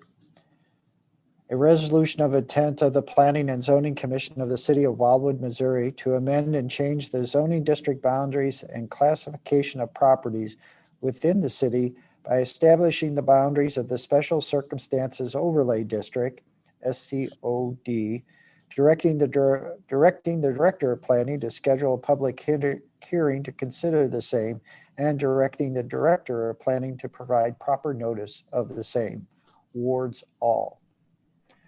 Mr. Chair and members of the Planning and Zoning Commission, as you know, we spent the better part of a year plus of time working through the Special Circumstances Overlay District.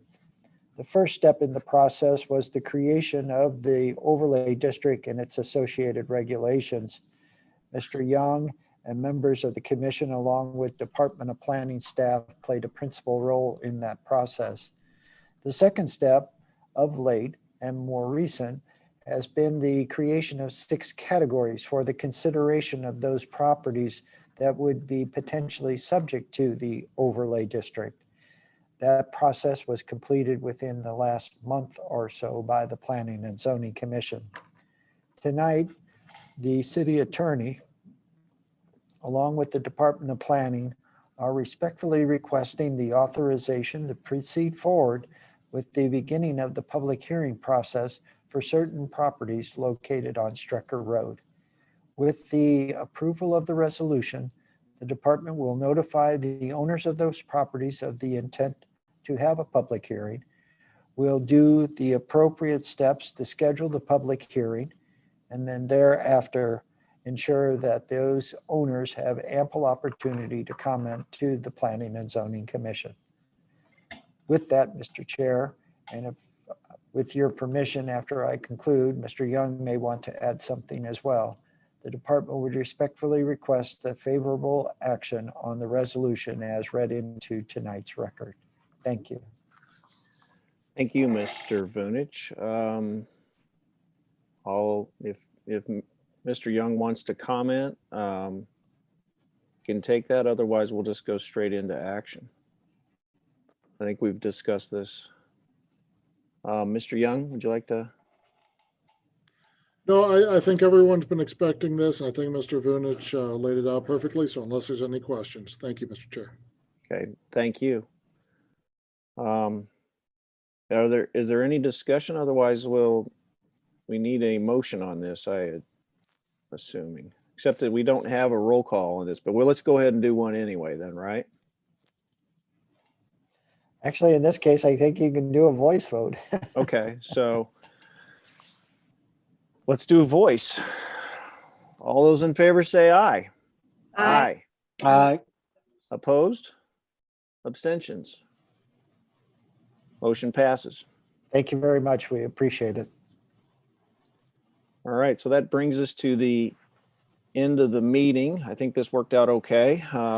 We didn't take too long. It's just 9 o'clock. So I know we had 2 public hearings, which take some time, but I think the once a month approach here is going to work.